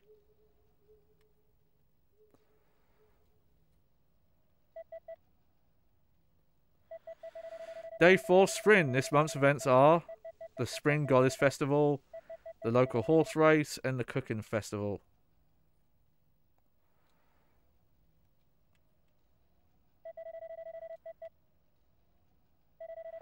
New Year's special TV, Polar Bear Swim. Happy New Year, everyone. Today, we're going for a swim in the coldest season of the year. We planned to, that is, but all of our guests seem to have run away. Sorry, but it looks like we have to cancel the program. See you again next year. That sucks. Life on the farm. Farmer Fran. Yes, Jimmy? I can't water my watering can. How come? It's probably because there's no water in the watering can. You have to fill it with water. How do you do that? Equip yourself with the watering can and then use it at some place with water like the river or lake. Oh, I get it. I have to fill it at some place with water. That is true.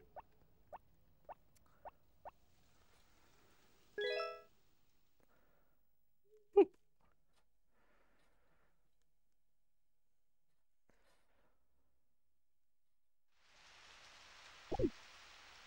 Oh, it's raining today.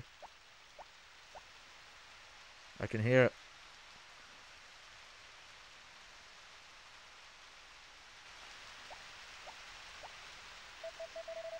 Nothing has come.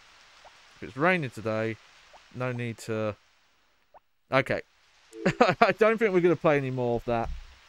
That's pretty slow paced. And it's not...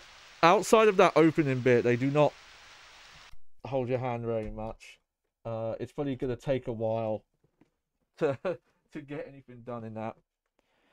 I think we're going to look at one more game for the night.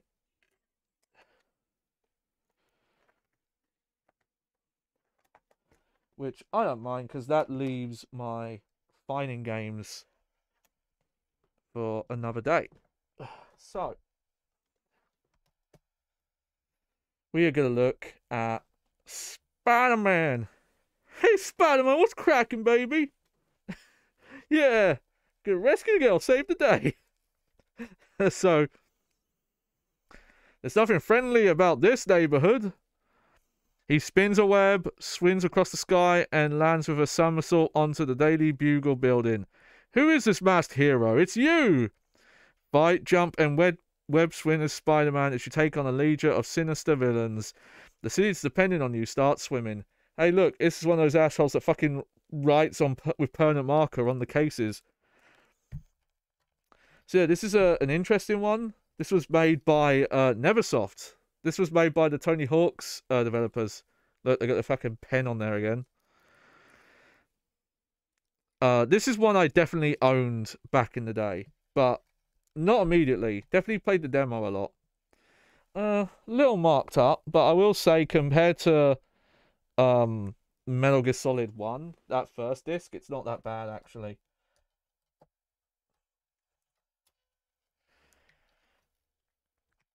But I remember this game really fondly. I'm curious how it's going to hold up here.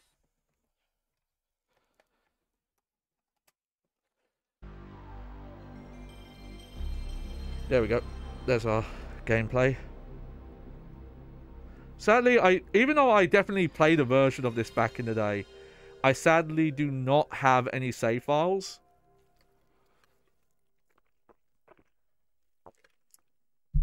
However, if I remember right,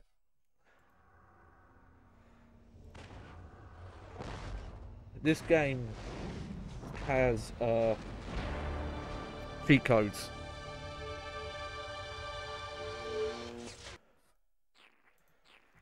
There it is.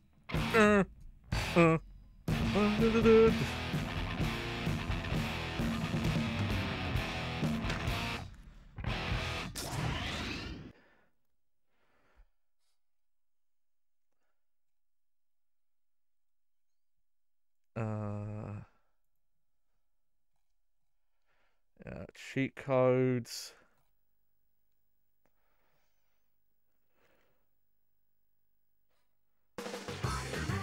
Spider-Man does whatever Spider can. Spins a web anytime. Better not. DMC my video. Look out. Here comes the DMCA. Oh shit. Oh, get funky with it. Spider-Man. Alright.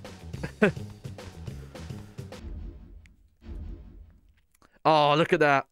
Oh man, NeverSoft was so good at doing like stylish stuff. Web, punch, kick, jump, web target, zip line, web swing. Oh, weird. Kid mode controls. Interesting.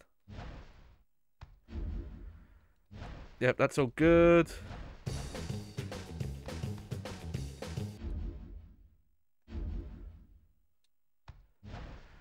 Alright, well, let's just...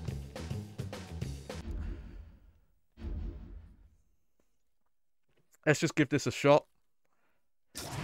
Technology is the light that will cut through the darkness. When humanity conforms to a single truth, a truth based on technological this is something that's kind of missing, because you only really saw this in the PlayStation 1 era, where you would get pre-rendered cutscenes that were using the same models and assets, but weren't running on real hardware, so they would be like higher resolution and would have better textures, but we're still using in-game models. Eddie, when J. Jonah Jameson sees these photos, my career is gonna be right back on track. Like, you don't get any of the texture warping and the floating point issues. Who dares? Face me, coward. Face a worthy foe.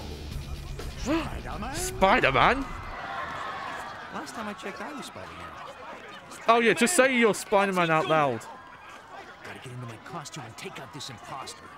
I can't get free of this crowd. I can't get a shot. Jameson would pay any price to get this kind of dirt on Spider-Man. Oh. That was Eddie Brock. Who the? He looked familiar, but whatever. Stay focused, Brock. He's stealing Octavius's device. Oh, how could you, Spider-Man? My camera! No!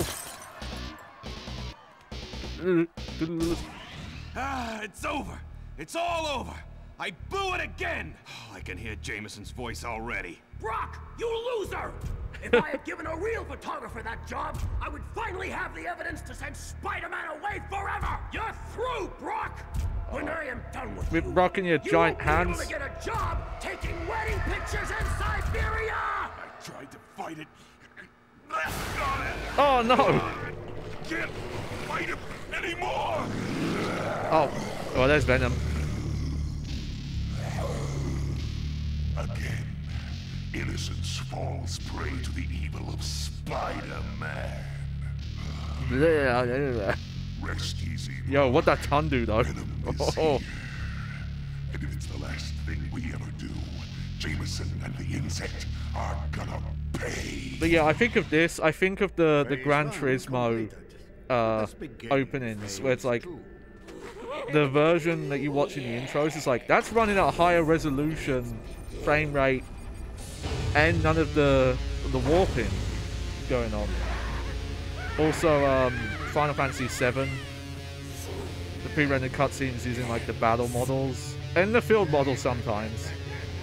Oh yeah, the fart gas is they had to come up with a canon explanation as to why there was a low draw distance and you couldn't go to ground level. So they were like, oh yeah, there's like fart gas on ground level.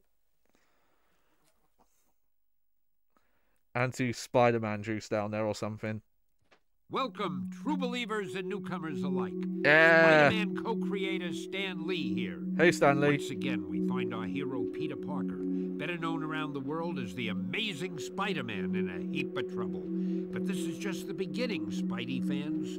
So get ready for a true superhero action thriller, packed to the brim with thrills and chills, twists and turns, more supervillains than you can shake a web at, and of course, non-stop web-slinging, look at how draw this is though. Action.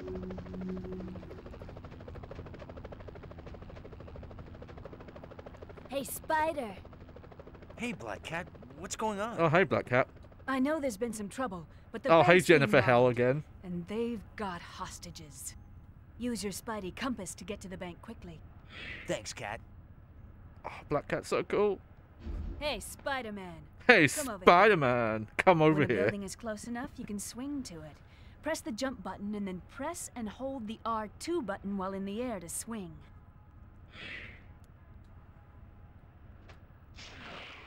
Yep. There they go.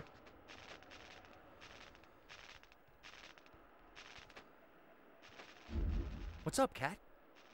Spidey! That's a web cartridge. You can carry up to 10 of them.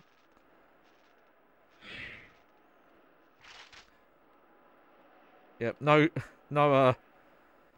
camera control on the right stick. bit early for that. Yeah, do my Spider-Man thing.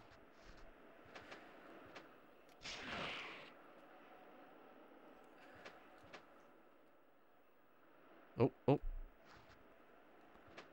I need to use my Spidey compass to find the bank. I think some of the comics and stuff are on these, like, side buildings, and this is how you find them. I think that was the case.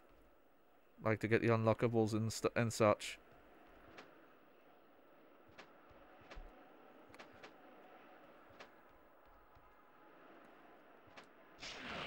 Spider sense tingling. Oh. Something's going on here. Spider sense. Oh, careful, Spider-Man. Hold it, Spider. Hold it. He doesn't look friendly. You can kick, punch, or use your web attacks to get past this guy.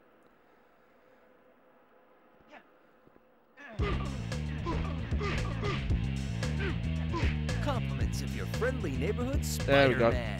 Something I find funny is that these moves, this combo string, and this combo string were used in Spider-Man games for like a very long time.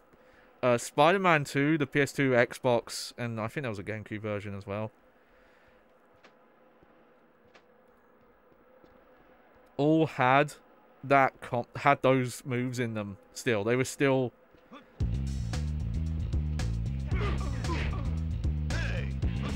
I'm sorry about that. I'm already at full health.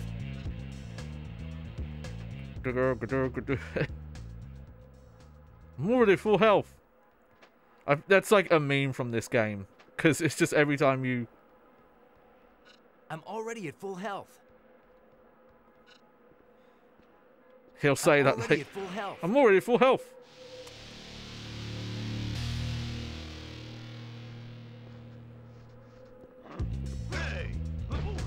Oh, yeah!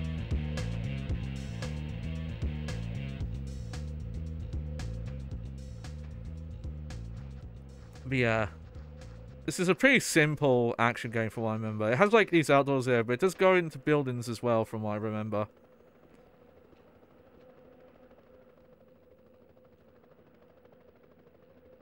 Oh yeah. Oh, this is fucking inverted. Of course it is.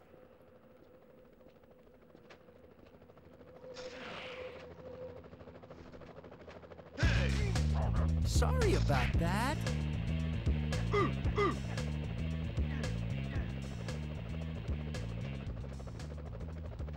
Whoa, police choppers.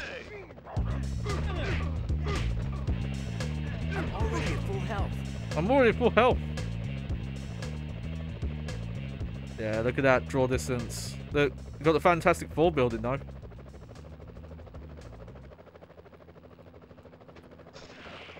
Yep. I think that the demo was literally just that. Roger, Eagle One. Keep your eye out for Spider-Man. If Halloween Boy shows up, he's one dead bug. Oh yeah, these crazy looking police choppers they have in this.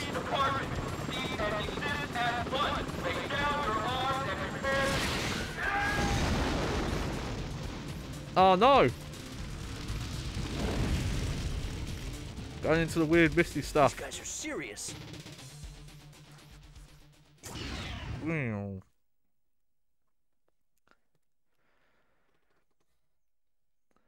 But yeah, I've played that opening level probably dozens of times. It's just, look, when you're a kid and you just... I can't believe they shot down those police choppers. Yeah, just my luck. I'll probably get blamed for that too. You know, Is that okay. the bank ahead? I think the demo had this bit as well. Careful, Spider. I saw the chopper dropping off armed robbers on top of the bank. Thanks for the heads up, Cat. Okay, I could be wrong, but I think the demo might have had this bit in it as well.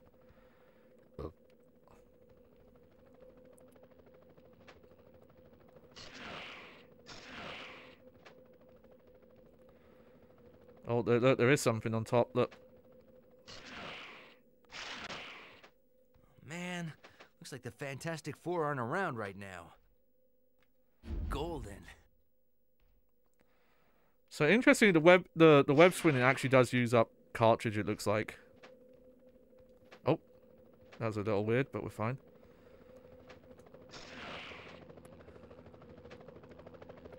When I'm hurt, these will help restore my health. I'm already at full health. I'm already at full health. What's the Spider-Man to do? I love that little crawling animation though. He has two. Oh, and the flip. Oh god, the flip's so cool. But yeah, you literally just hit like R2. Get into the bank through the top of this building. And he just starts to like swing forward. It's the Jade Syndicate.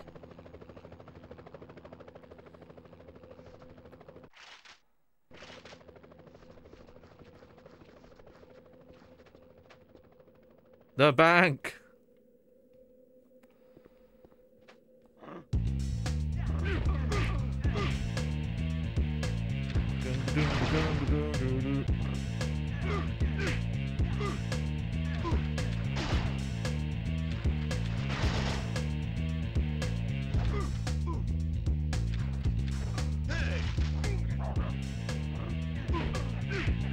Easy as pie. That's the last one. Hope these hostages are still all right. Oh, Spidey, where'd you go? Sure. I have room on this memory card, so why not?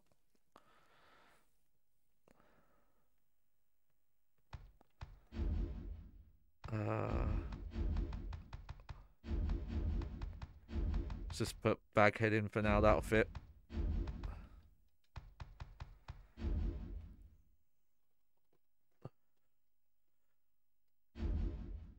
But yeah, it's interesting to play this and see where Spider-Man games went for here, because this is very basic.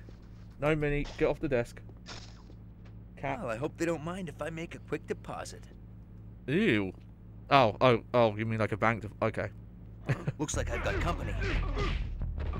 Another one taken down by your friendly neighborhood Spider-Man. Yeah, I remember this music.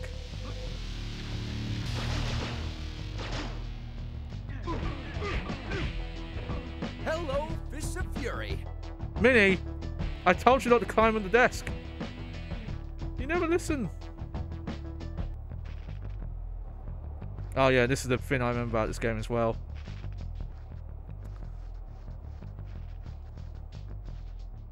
It's really cool. See, this is how Sekiro should have handled. Hostages. I have to make sure they don't get hurt. Just hold it.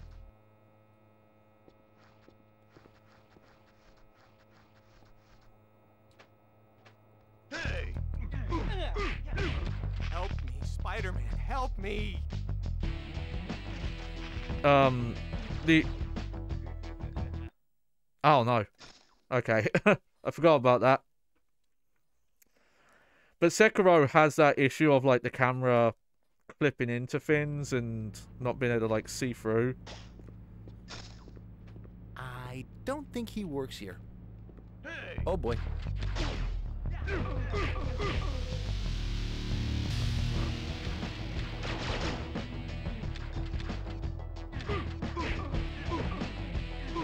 Yeah, that's right.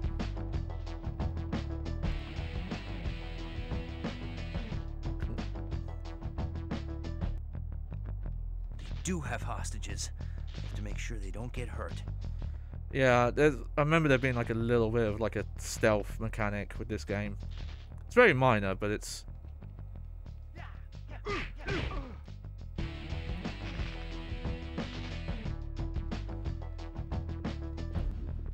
Holding down the L1 button allows me to target my web. If the reticle turns green, I can press R2 to swing to that point. Cool.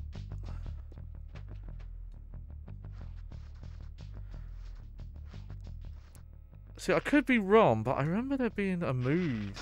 There it is. That's what I was thinking of. And I think you can use this to take enemies out, like, instantly.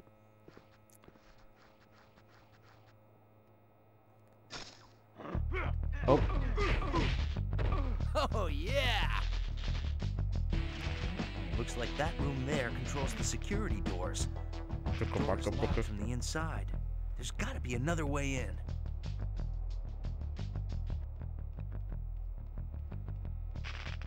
But yeah, this... I can zip straight to the ceiling by pressing R1. This game actually has, like, dynamic music, which is very impressive. Especially for PlayStation 1. PlayStation 1 tended to be bad at doing that because of having to, like, seek for the tracks in the CD. And most games, like, would use that instead of MIDIs. And I think even with MIDIs... Looks like these switches can open the security doors.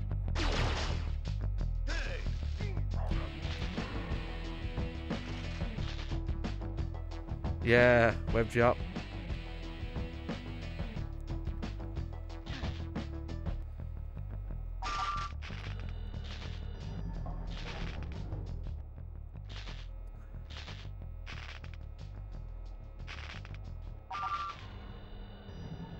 There we go.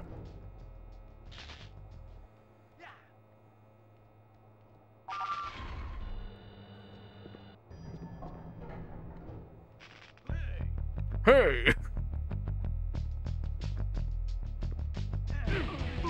Sorry about that. Yeah, what are you gonna do?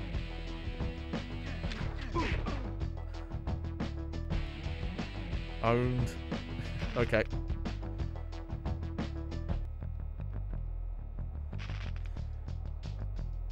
Yeah, the camera system's a little awkward. Because it sometimes stays behind the back and then sometimes it doesn't. You have to kind of like stop yourself every so often.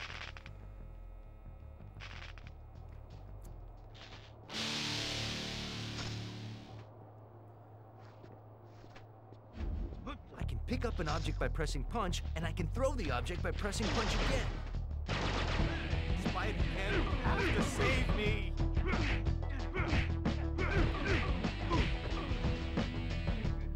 Oh, no. Okay. I gotta be way more careful. And is there checkpoints? I don't think there are checkpoints in this game, but we'll find out quick. Nope. Okay. Well, let's try and beat this level at least. Deposit. Hey. Looks like I've got company.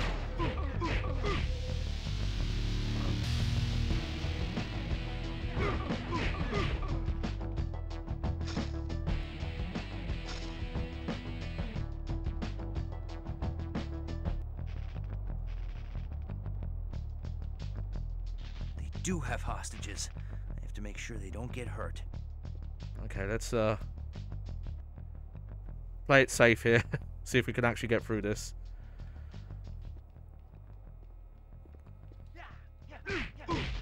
Oh yeah. Oh yeah. Oh yeah. Fucking Kool-Aid man. Looks like that room there controls the security Oh doors. yeah. The door is oh locked from the wow. inside. There's got to be another way in.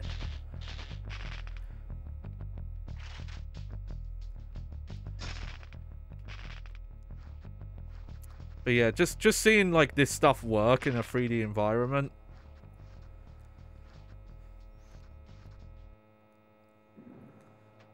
Looks So like I'd these say this switches stuff can open works the security surprisingly doors. well.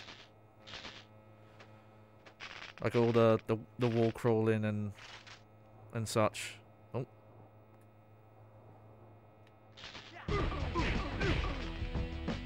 Maybe I'm wrong, but I remember there being like an auto-lock bomb, but maybe I'm just not remembering. I'm already at full health. I'm already at full health. Go on, get out of here. Get out of here with you chabad yourself.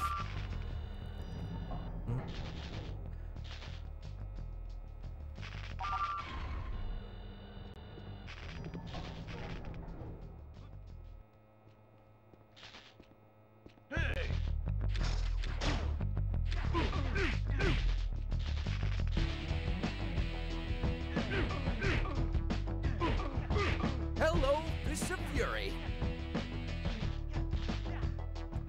Oh yeah, I remember those. A couple of unique combos as well. Ding.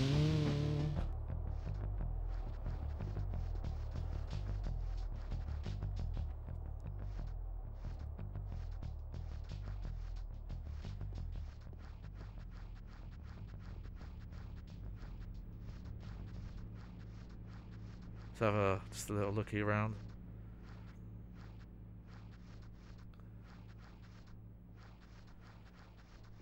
I could be wrong, but I think this... Spider-Man, you have to save me! Okay. I'm already at full health. Yeah, that's right. Yep. There's the Spidey strength. I remember that.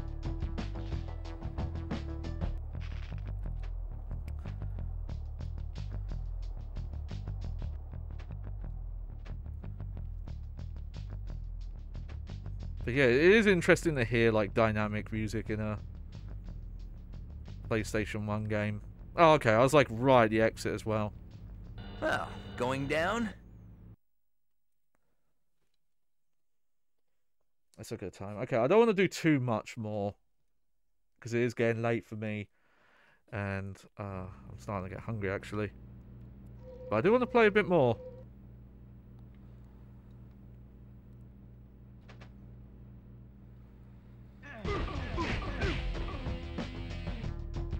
Oh, weird. Now the music's like slightly higher key.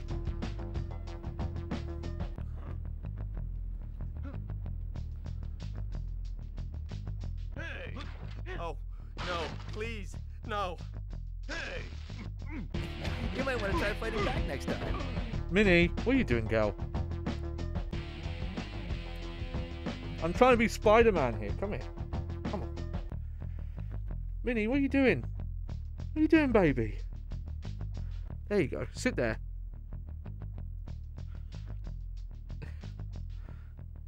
There you go.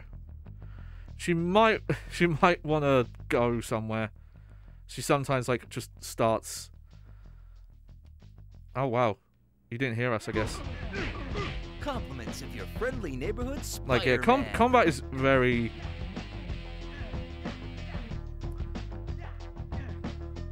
basic, but there are a couple of like unique strings. You got like a free hit with each one, and then you can do like alternating combos and then like swap out the enders.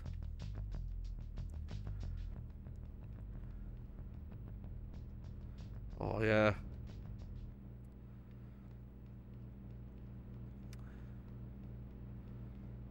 Oh, okay. Oh yeah, that's where we came in.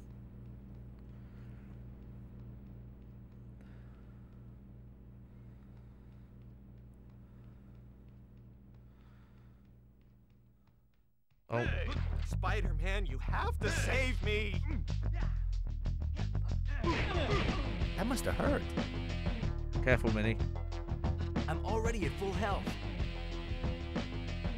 I'm gonna have to deal with Minnie nuzzling on me now.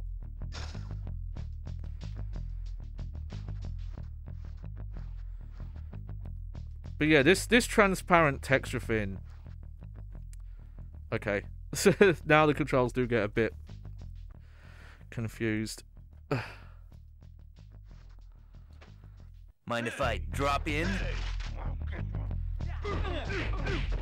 I'm sorry about that. I don't know if I believe you, Spider-Man. You don't sound sorry. What's going on out here?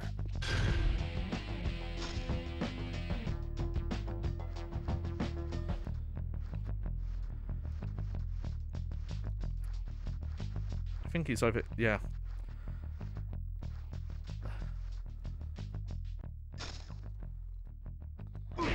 There we go. I knew there was a way. I was like, you know what? I should try a different button.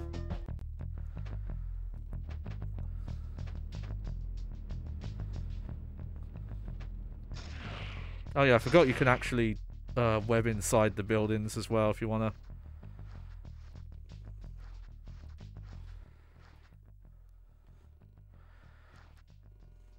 Uh-oh, more hostages and a bomb. I have to be really careful here. JC, a bomb!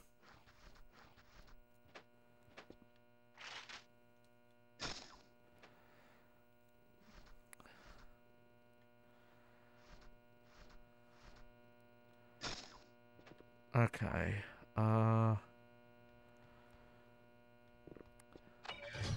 Huh. Big safe. Oh yeah, I remember what you do there. They're messing with us. Start the timer on the bomb and take out all the hostages.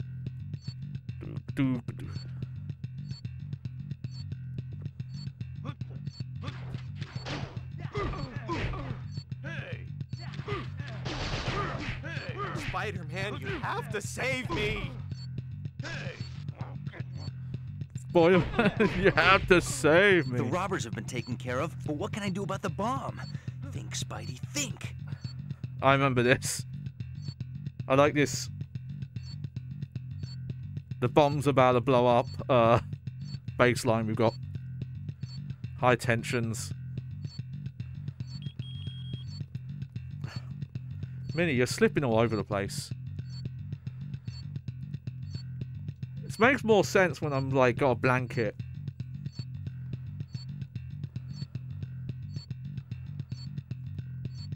Oh, look at the gold in here. Yeah, if you throw the bomb, it starts to tick down quicker.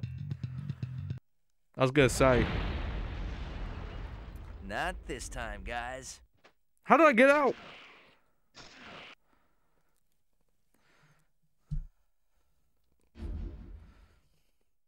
All right.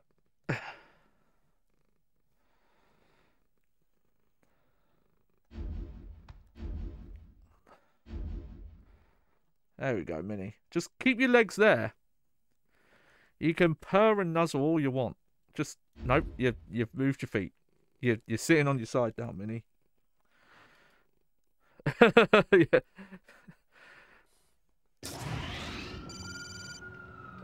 Hey, Spider-Man, don't take the mask off. The bank robber. Parker, shut up and dial 911.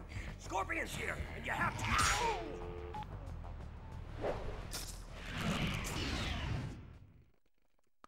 Let's see. I'm trying to remember if it goes immediately into the boss fight here, or if you have another level first. Uh-oh, Spidey. Uh-oh. Scorpions had it out for old J. Jonah Jameson from day one, blaming Jameson for being stuck in his scorpion suit. Spidey had better get there quickly, or JJJ may end up in the obituaries of his own paper. God. I remember these voice lines. I must have played this game like so many times. The next building is pretty far away. If I jump forward and then swing, I bet I can reach it. Yeah, don't worry, game. I already figured it out. Okay. We're gonna put some codes in quick. See what we can unlock.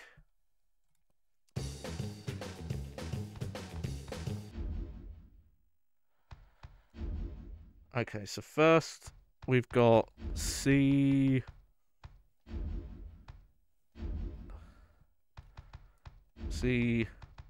view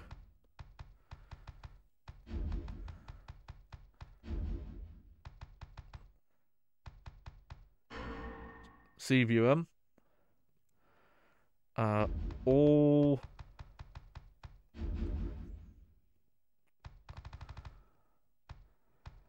I definitely would have put these cheat codes in back in the day. I was really into the Fox cartoon Spider-Man show. The Spider-Man, that one. Watch. And this is a super bygone era. Like once achievements and microtransactions came in. Oh, weird, there's a debug mode you can unlock. That's weird. I don't know if I ever messed with that.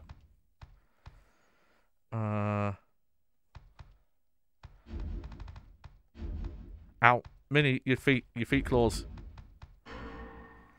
Comic collection.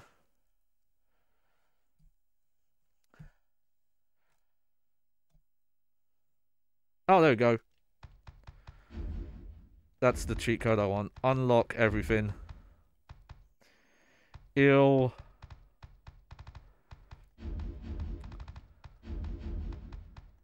Illnats. There we go.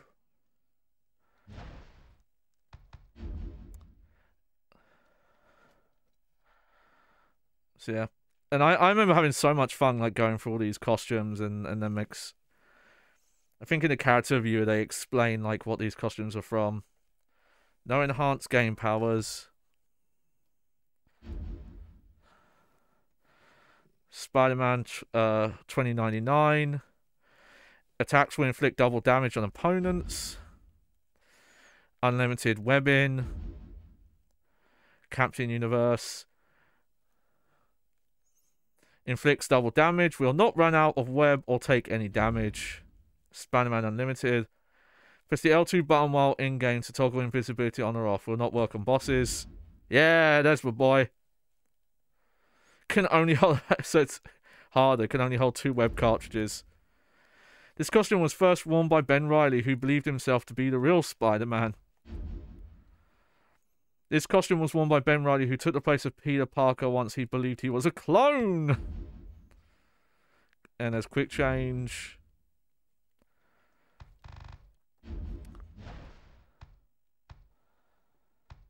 And then we've got, yeah, level select. Gallery. Peter Parker's alter ego, the Amazing Spider-Man. Spidey's wall-crawling and web-slinging, combined with his super strength and amazing agility, make old Webhead one of the most spectacular superheroes around. I like Spider-Man's just like, yeah, I have all the powers. Our mild-mannered, highly intelligent, sometimes neurotic hero of the game. Yeah, and straight up, there's, I believe Stan Lee recorded lines for like all the characters here. Felicia Hardy, also known as the Black Cat, is one of Spidey's few friends who knows his true identity. Let's look at J. Jonah Jameson. Old JJ is Peter's boss at the Daily Bugle. Unfortunately, one of his main goals in life is to prove that Spider-Man is a menace to the world rather than a hero. Scorpion. So spoilers here, yeah, Daredevil makes a cameo. Caused by the same accident that blinded him in youth, Matt Murdock's extrasensory powers give him all the advantage he needs to fight crime in the seedy underbelly of New York, otherwise known as Hell's Kitchen. Oh yeah, Human Torch makes a cameo. That's the crazy thing about this game as well. There's a bunch of Marvel cameos in this. An essential member of the Fantastic Four and also one of Spidey's closest superhero friends. Let's go Venom. Easily one of Spider-Man's greatest foes of all time. Venom hates Spider-Man so much that he will do almost anything to ruin his life. It's funny they say that because he's not actually like that antagonistic against you in this. Lizard Man, the Lizard, Mary Jane. How does Mary Jane look in this game? Ah, Mary Jane, Oof. Peter Parker's lovely wife. Okay, she doesn't look so bad if we zoom in, but at certain angles, the flat noses do not do these ladies any justice. Symbiotes. These twisted beasts are so vicious. Oh yeah, Punisher's in this. Frank Castle fights the seedy side of the world as the Punisher, with a vigilante-style justice. Look, he's got like fucking Skullomania outfit on the back. Oh yeah, and yeah, Carnage. A sick and twisted combination. The symbiote offspring of Venom with the serial killer mentality of Cletus Cassidy make Carnage one of the deadliest villains of them all. I don't know much about Carnage. I don't know if he was ever in the Fox cartoon. Oh yeah, and this is an original creation. Grotesque, superpowered symbiote Doc Ock.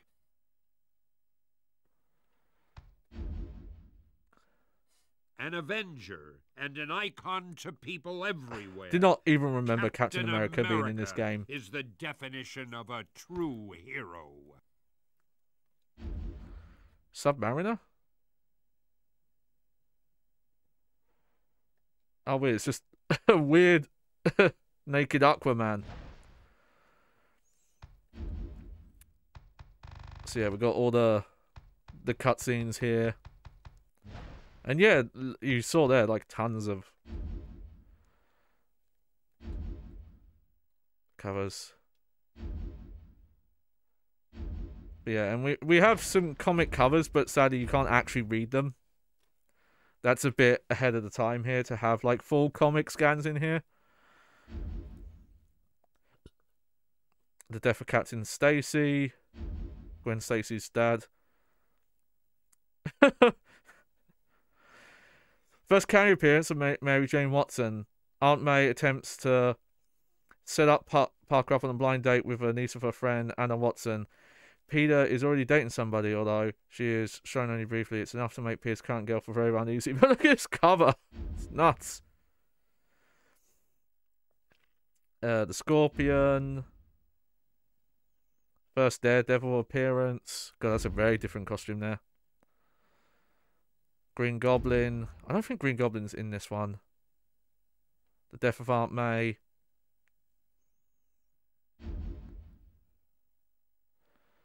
There's Green Goblin. Also, there's Hulk showing up. Look at that rhino face. Lured to the Statue of Liberty by a false message from the Human Torch, Spider-Man is ambushed by the Frightful Four.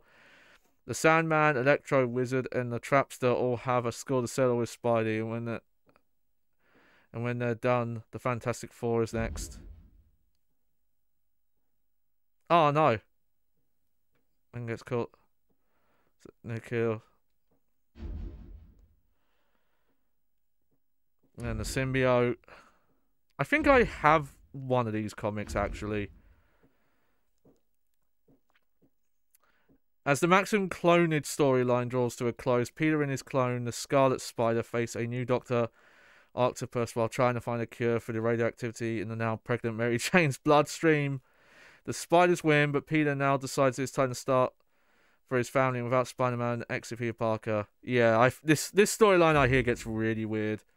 Heck, the Fox show covered, like, the alternative dimension stuff where, like, Mary Jane gets sucked into, like, a Phantom Mess. Or Todd McFarlane, Instruction Calypso.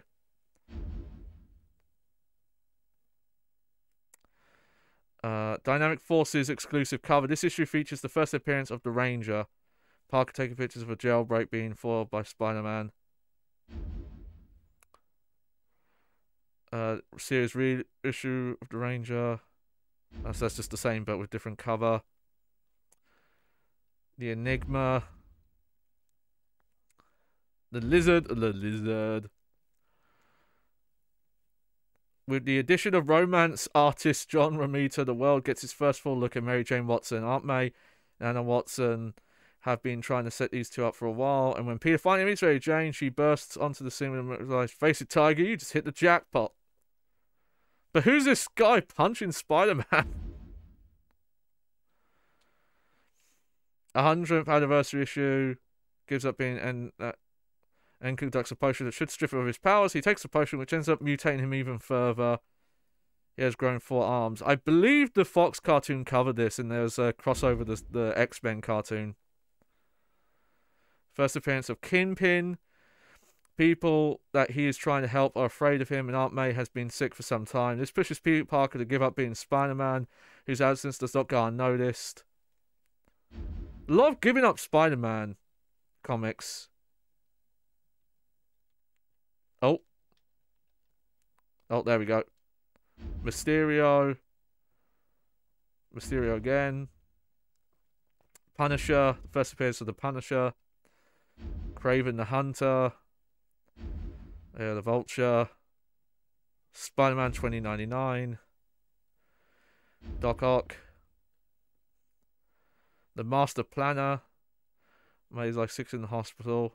Underworld Battle. First appearance of the symbiote costume. Amazing Spider-Man. Straight for Secret War. Spider-Man returns with his alien costume. Shocker! I'll chase you to the ends of the earth. First appearance of Spider-Man. also the first appearance of Aunt May, Flash Thompson the Burglar. And then these are the exclusive covers that they made for the game. It's cool, like fictional ones. Alright.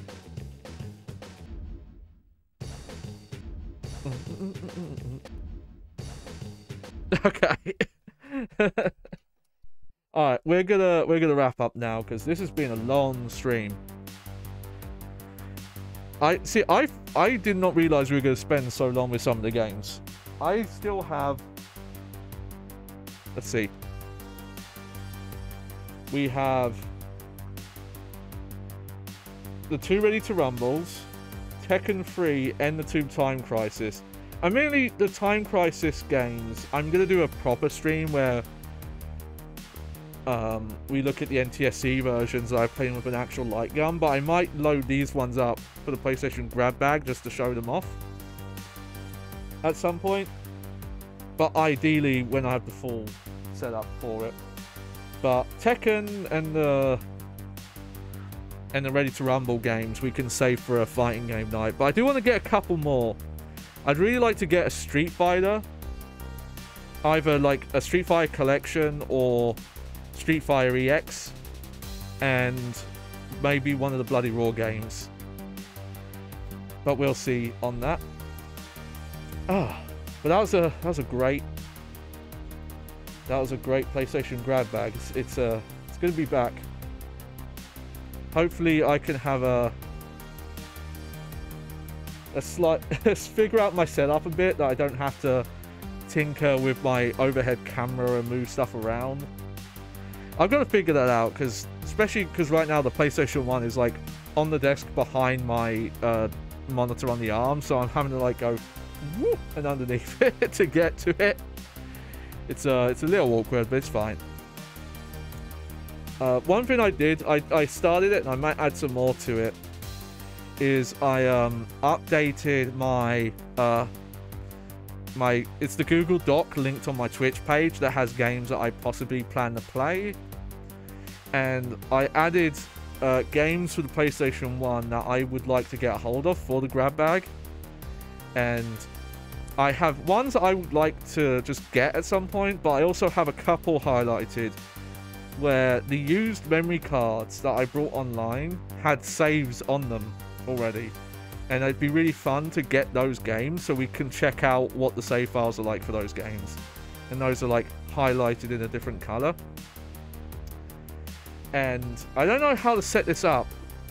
I wanted to set something up where, like, if someone was specifically like, oh, I want to see you get this one game and show it on the stream, I wouldn't want to do that with all the games on there, because I don't want to kind of get into the habit of going by requests, but I wouldn't mind doing that for the PS1 stuff. Obviously the stuff that's affordable.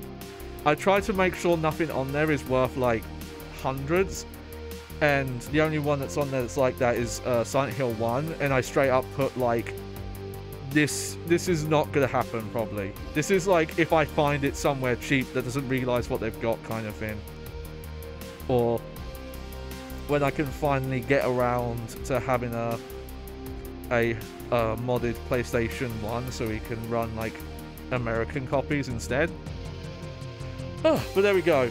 So yeah, the PlayStation grab bag obviously will return, because in my collection I still have the fighting games here, the Time Crisis games. We also have Chill that we briefly looked at in a random stream, but we need to do like a longer look at.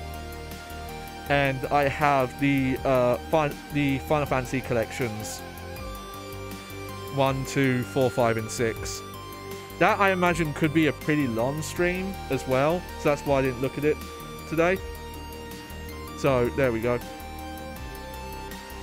So what will be coming up next? So I'll be back streaming on Tuesday, as my usual.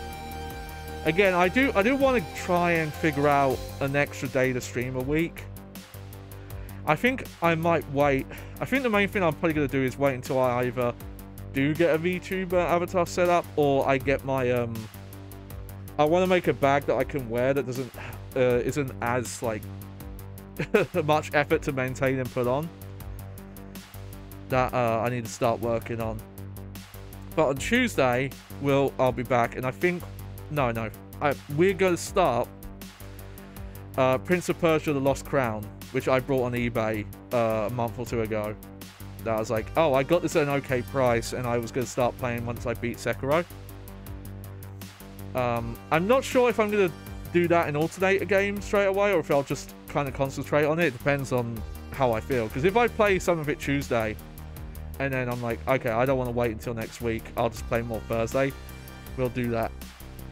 I do want to briefly mention, I held off on it, but I decided to look up, okay, how much does it cost to buy a used copy of the Crisis Core remake? And I found it for £10. Got very lucky, because it usually sells for a little bit more than that.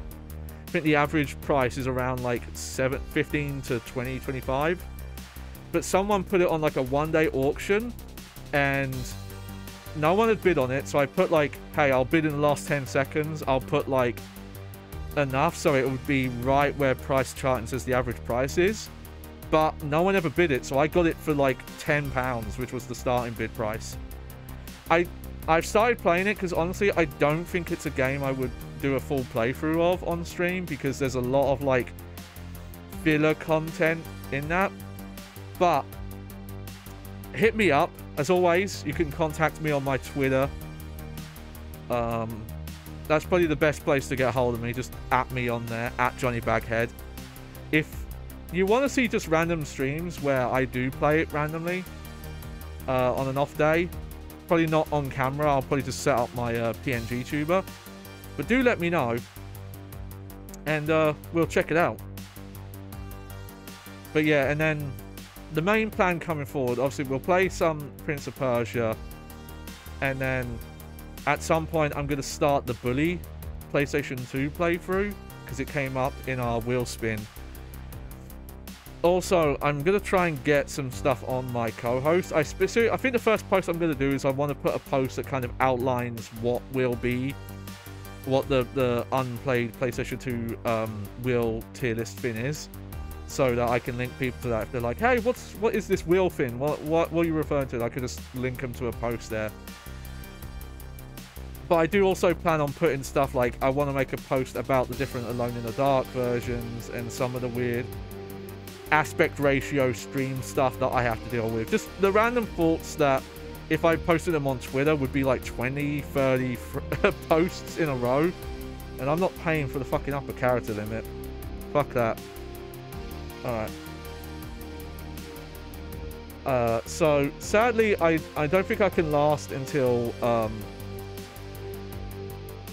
the hour. Bag Game Hall of Fame are going to do their own PlayStation grab bag. No, a bit different from mine. If you're there, go tell them. It's officially licensed from Johnny Baghead. It's a Johnny Baghead brand. But let's raid into Sean. Front lawn Sean's online, playing some Pokemon, getting those Poké's. Why not? Seems like fun. But yeah, I'll be back Thursday. Sorry, I'll be back Tuesday. I'm gonna try and get my Scuff Era highlight video done this week, because all I need to do with it, honestly, is just film like an intro and an outro. Just check the audio balance, because the audio is pretty scuffed from that era, so some of it I have to turn down, and figure out if I want to have like an overlay background with it or not, but probably not. So, but I do really want to get that done, and I really should figure out what I'm doing with the Tony Hawk VOD. But I might need to get something set up for that. Oh, Pokemon Unbound ROM. Okay. Well, let's get the raider going. It's so dumb that the Twitch stream manager